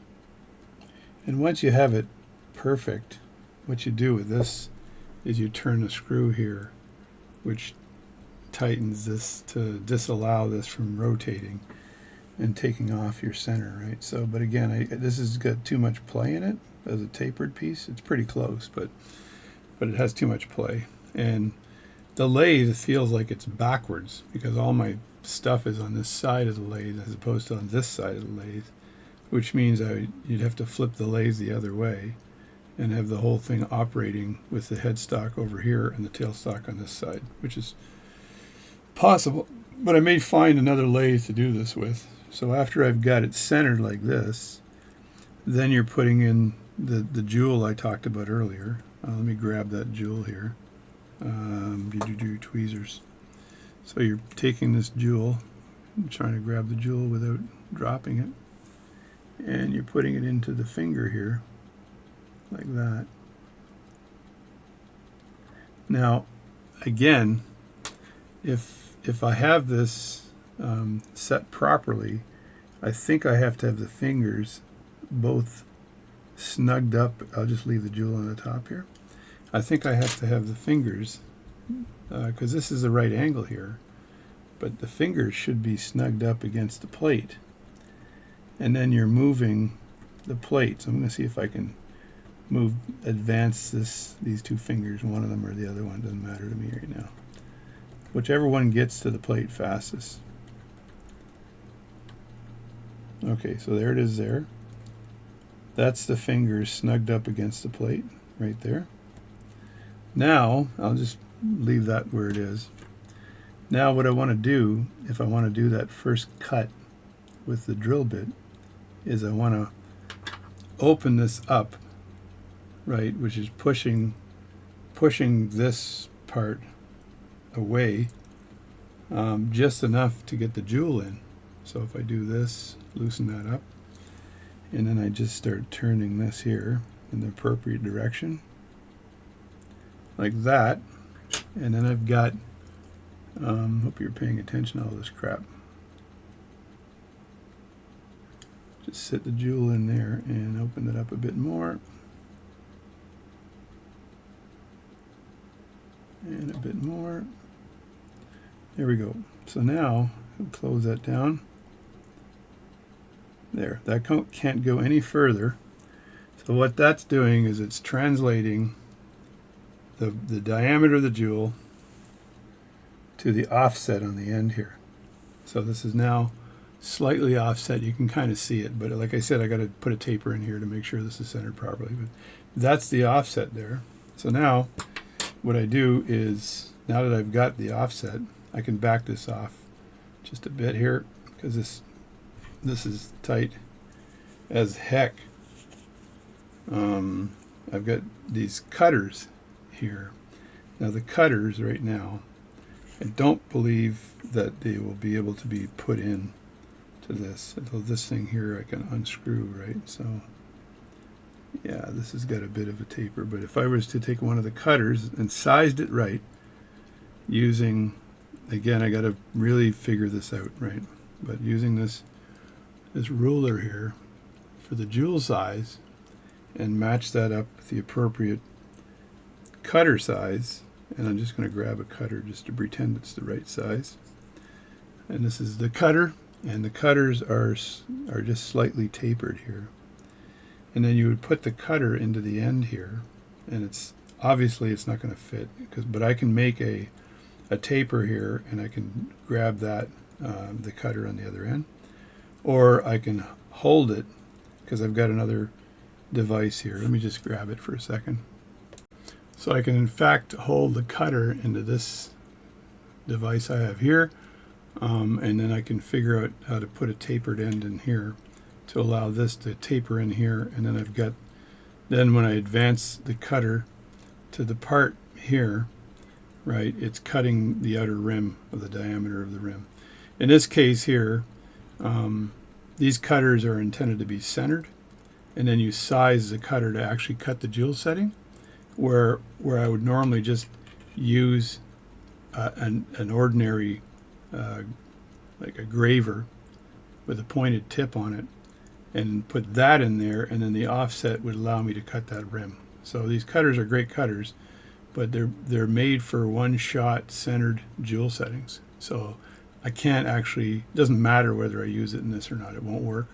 I want to use a normal cutter for that, and then offset it properly with the jewel, right? So that's that. And then you can also, I know you can deal with a diameter, but I'm not sure how to use the two fingers. I got to research that. I know the diameter finger is fine, but I don't think the depth, I can deal with the depth here at all. So I may just have two different settings. One of them might be the jewel itself in here as opposed to the jewel and the setting, and the other one might be the setting, because then I have the smaller diameter of the jewel going in, and I can cut that hole, and then the larger diameter of the setting. And so when I run the lathe, is this thing plugged in? I think it is actually. Let me see. Oh my God. I got a pretty big mess on my desk right now. You would not believe the amount of crap I have on this thing right now.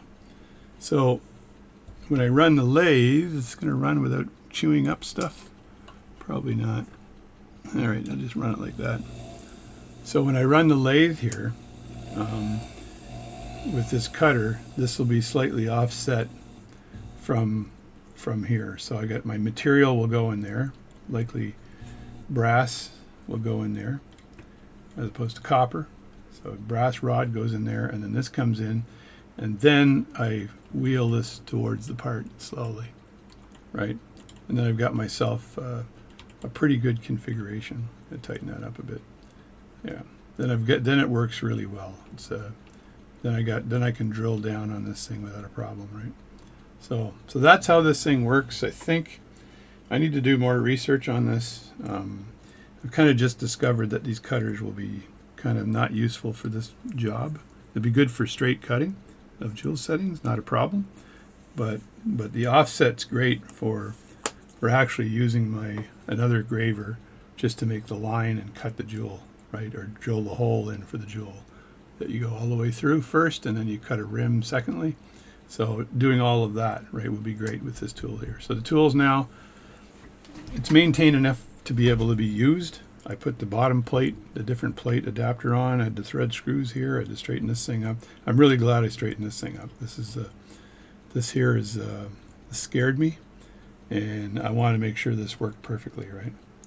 So it seems to be working really nicely now, and these seem to be loose enough to be operable as well, or operational as well.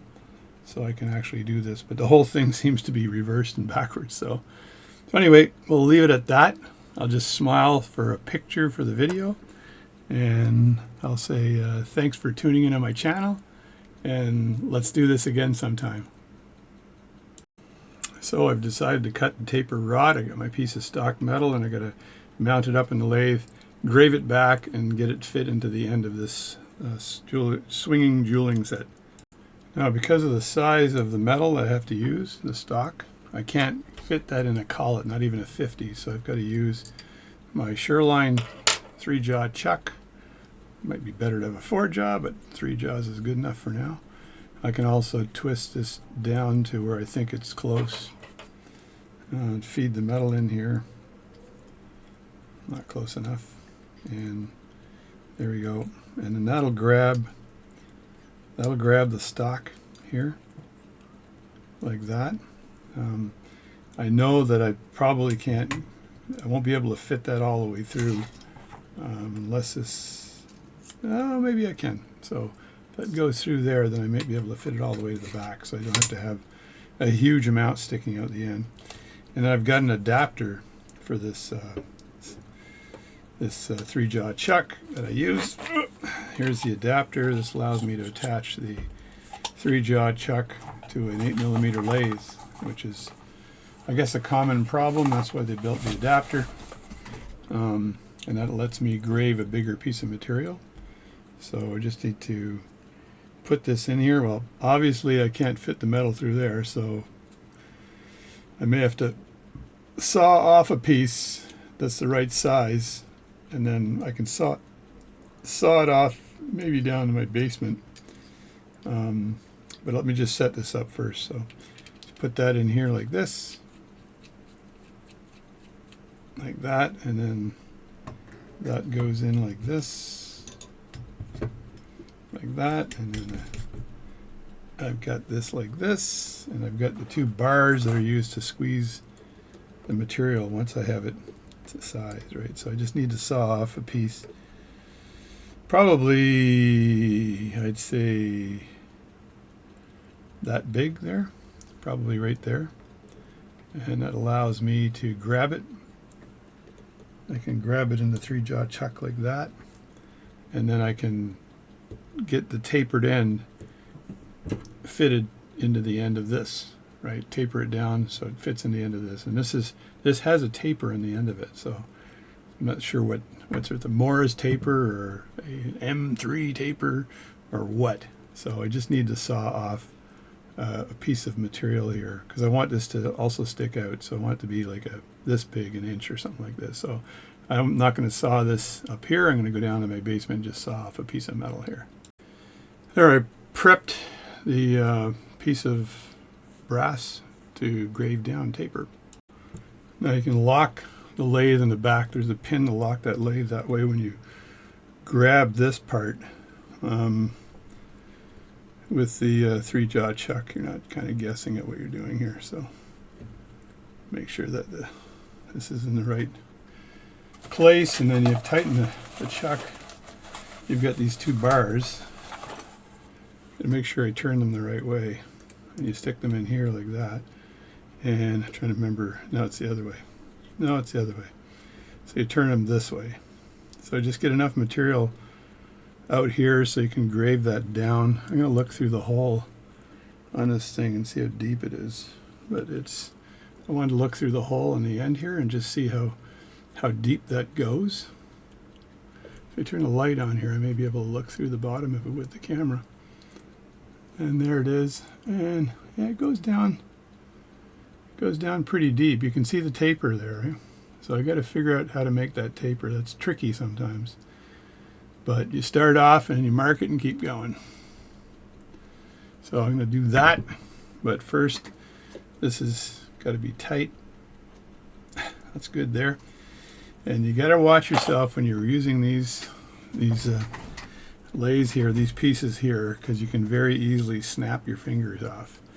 Now, I was going to taper it using a cross slides. I have this really nice set of cross slides here, and there they are there. And I thought, man, maybe I'll taper it using the cross slides, but I'm not sure now. I could actually do the initial cut with the cross slides and then put the tip over tool rest back to finalize the taper. So let's just do that because it's going to be fun, right? And sometimes you just have to do stuff that's fun. I'm going to take this off. I'm going to take it all the way off. No, actually, can I hide that? If I can hide this underneath this here, then it's less of a pain to put it back on again. So just take off the tip over tool rest and slide that back here. There we go. That's much easier. And now the cross slides have to go on, and the cross, I can't hide it, of course. The cross slides go on this, you idiot. Oh my God. I woke up and my new brain wasn't working. So then these cross slides snug right up. There's a bar on the bottom and they snug right up against that like that.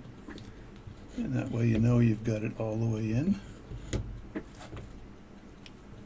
Like this. And I got to play with this for a second because I haven't used this for a while. But I know I can use probably the same bar here to loosen this up. Or not. I got to find a different bar. Well, I can use a screwdriver. Bigger screwdriver. Because I want to swing this around. Which way to unlock? This way here. So that swings around like this. So now I got to just make sure this is out of the way. So move that around like that.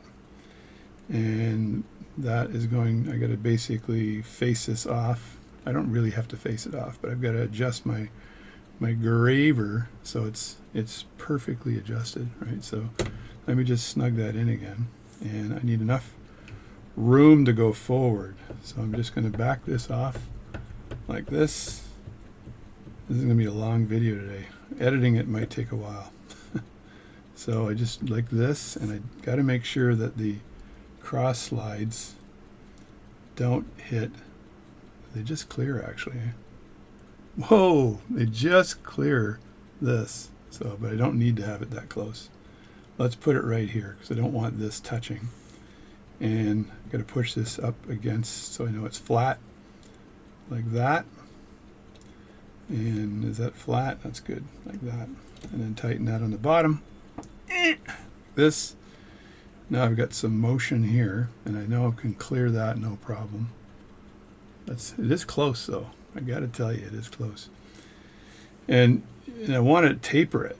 And to taper it, you should take it at an angle, but I just need to taper it by screwing it back as I unscrew it. So let me just loosen this up here. And this jobby doohickey needs to be at a correct angle, right? So I need to swing this around. There's another, this tightens that, and this rides along this, and this rides this way, right? So I want to be able to cut material here. So somehow this has to be facing the other way. That's not going to work. That might work like this, but I want it facing so that I can use my graver and cut that way and then go in on it. So it'll cut at an angle like this without a problem, but I think this is also not aligned properly, so I got to play with it, but I'll be right back. So the first thing I got to do is basically you've got to remove this plate because that's causing me too much distance here between my cross slides and the base. So I just very carefully take this out. And I know there's a spring and all kinds of stuff there on the bottom. There we go. Just watch, there's a spring and another washer, or kind of a washer, I guess. And remove the plate here. As much as I love that plate, it doesn't work when you're using cross slides. So then you just stick it in the bottom like this, and then hold it and use the upper part to screw it in. Is that in? Is that in? No, it's not in.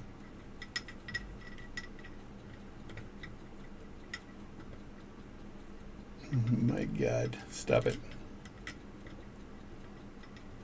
There we go. Right, so that's working now.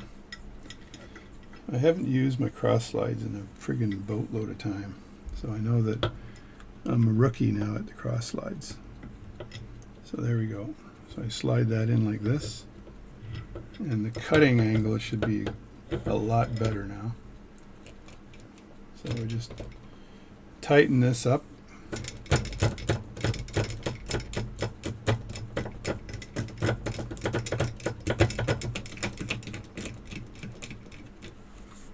It's almost tight, and snug that against the lathe bed. make sure you're not in the way. And I really need to figure out here how to cut this. I don't need the whole face of this cutting. I just need the tip of it cutting. So it may just do the way I got it set up. So if I just want to make sure that everything clears properly and there's no big and now it's clearing like extremely well. Snug that up, tighten it. It's got to be really tight or you're going to screw it up, right? So, and now this has to go back, and I can do that a few ways. I can do this, and this has to go forward, and I can do that a few ways. I can do this. Now, if I want to just take material off initially, right, I need this thing to be parallel, bacon parallel. So I need to be 0 degrees, and I can look down here, and it says 0 degrees, so that's good. So once I've got it like this, I just lock that in place. Over here, I just use a screwdriver blade because it's pretty thick.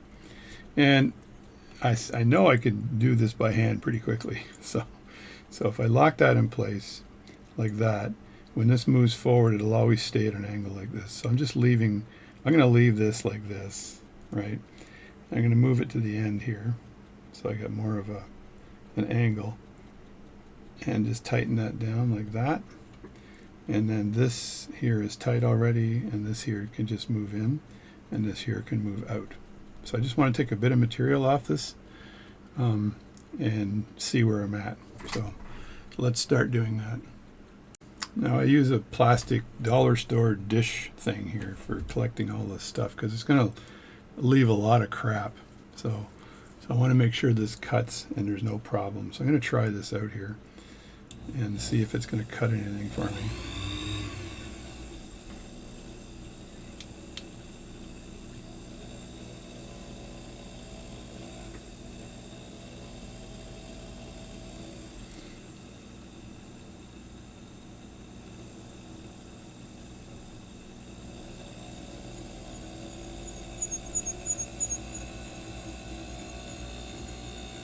So that is cutting.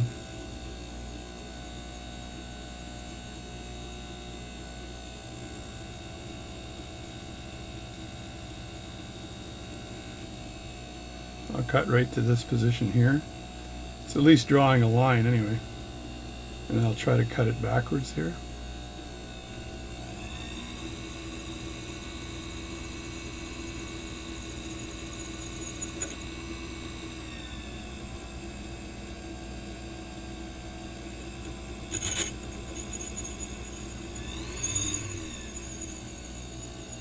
Again, I got to make sure I get the diameter right here. So I don't want to cut it down too much, but it is going to be tapered, so.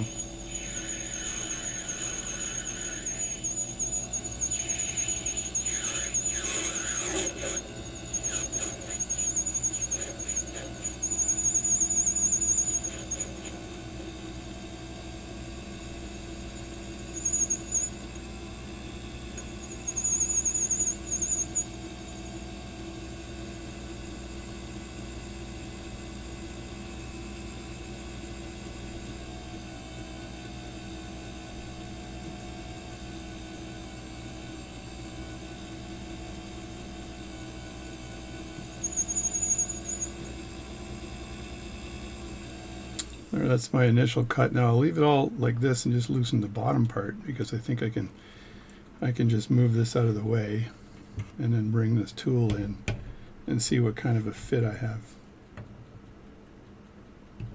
Alright, so there still needs to be a ton of material removed from this, so I'm going to keep working at this to get as much of this material removed as possible. Snug that up against the lathe bed and then tighten it like that. And I want to somehow move that bit over a bit.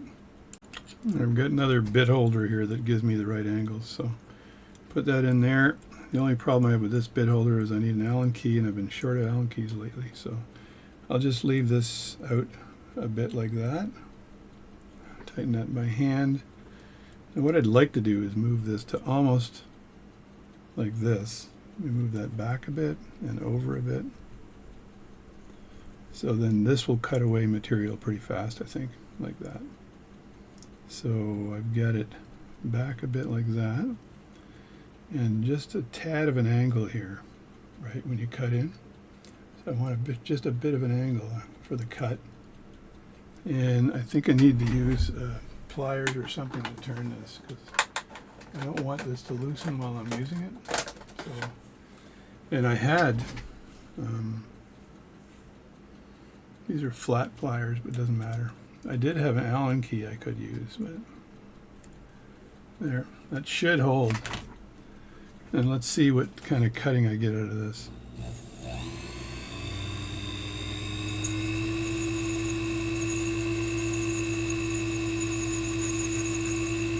Oh yeah, that's really good. That's working extremely well. I just had to make sure I don't hit anything with the lathe.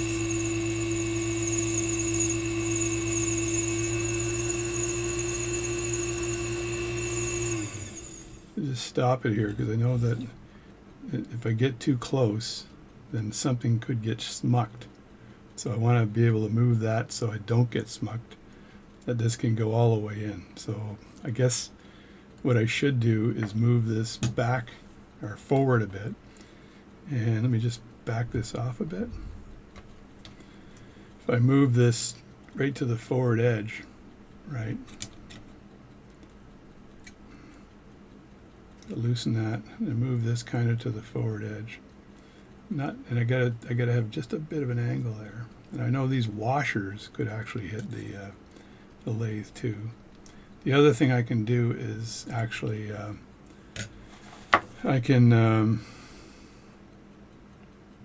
me see what this looks like here when I spin this. So if I go, back this off a bit. If I go in pretty far, how far can I go in before I'm in trouble? I can go in about that far before I get in trouble. That might be good enough for the taper. So I'm going in pretty far there. Just going to touch it a bit. I know right at this point here that I could get in trouble, right, with this. So let me just back this up a bit, and let's cut a bit more material. I'm going to loosen this and measure it again, just to make sure, right? And it's easier for me to do this than resetting all of this up again. So this may be a separate video, but yeah, so this, a lot more material has to be removed here. So put that in here. When I put this in, I want to make sure that everything clears. So that's not good there, but that's good there, I think. Yeah, so I'm good there. Everything seems to clear there, right? So that's in good shape. And then when I move this inward, I can get to right about here, and then I'm in trouble. Now the other thing I could do is just jog this out a bit. It's probably what I should do. Jog it out a bit so I don't have any real problems, right?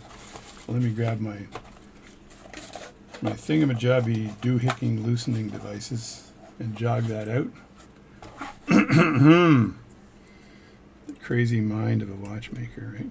So let me just do that, loosen it up like that. Is that loose, or did I just do something stupid? Okay, back this off a bit and just jog this out, because I want it to grab. I want to go a bit deeper in this. Now I'm just going to see how this spins before I commit to too much here.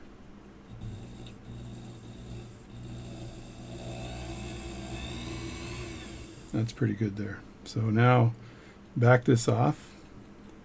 I can peel a bit more away here.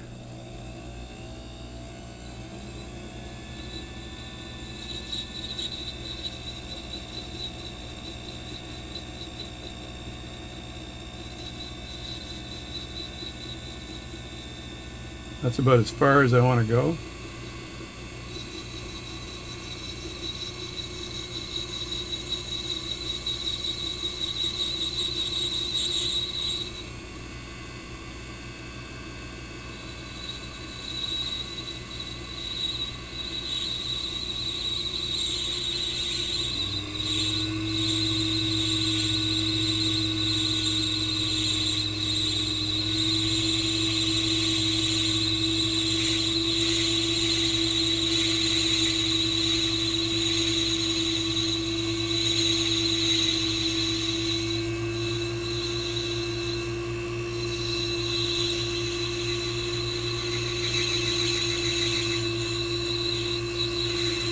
Now as I back it off, I'm turning the thing in the back to try to get a little tiny bit of a taper.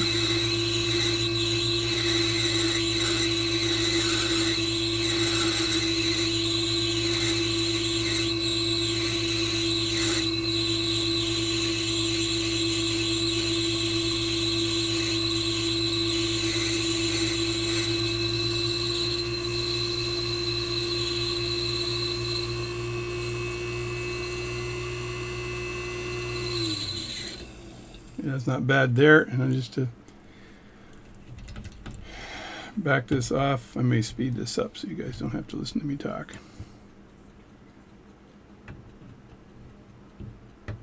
Alright, so that's going in right now. And I know it's got to go in quite a ways, so I just got to snug that up again.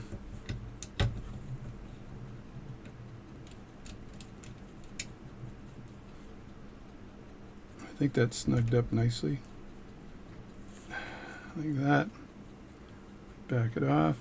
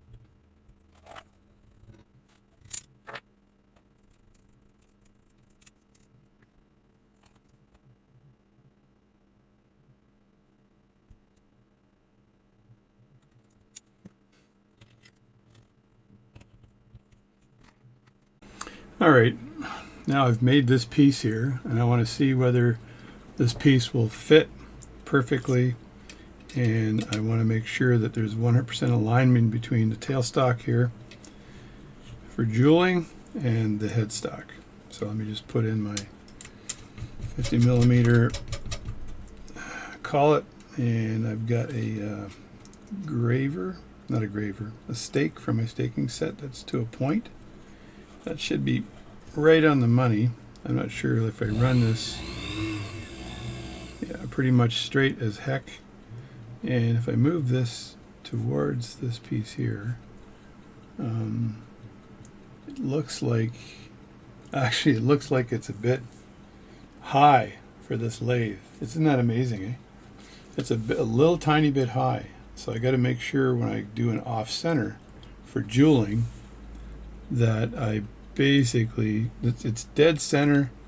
It's actually dead center right now, but it's a bit high, right? And I know that this collet is perfect, right? So this lathe, or this swing over jeweling device, might have been for a different kind of lathe. I got a lot of lathes, so I can try different lathes here to see which one would work with it the best. But it is high. It's not absolutely centered. Now the other thing I could do is the plate might be a little bit high here. I can't change the lathe bed, but when I'm cutting, if I go off, let me just go off a bit here to see how far off center this thing goes. Yeah, and there's a jewel. You'd basically put a jewel in right about there. But if it's high, then I got to measure the height as well, because that height will cause, it's just a bit high too, and that height will cause the jewel to be cut. It's pretty precise like that though. It'll cause the jewel to be cut, the diameter to be a little larger. I can see the height difference. It's just ever so slight. Bring it together here. Yeah, so we got like probably about a 1 millimeter height difference here, maybe. And I know it's not this because I did a very good job tapering this. It's a snug taper. It doesn't rattle at all. So it's the perfect taper. It took a long time and I sped it up on the video, but it's high. So if this is for an 8 millimeter lathe, I'd be surprised. I've got to try this on other lathes though now to see, are there other lathes here where this is going to fit absolutely perfect. And I've done this before where I've had another lathe that I needed to use that was just slightly off, but it worked for pivoting, for example, because I have a pivoting lathe. So this lathe might not be good for this, but this might fit on another one. But anyway, it's in good condition right now. It's working, and right now it's dead centered. It's dead centered this way, but this way it's a little bit high. So that's it. That's it for the video today. The struggle continues. Thanks for watching my channel. I hopefully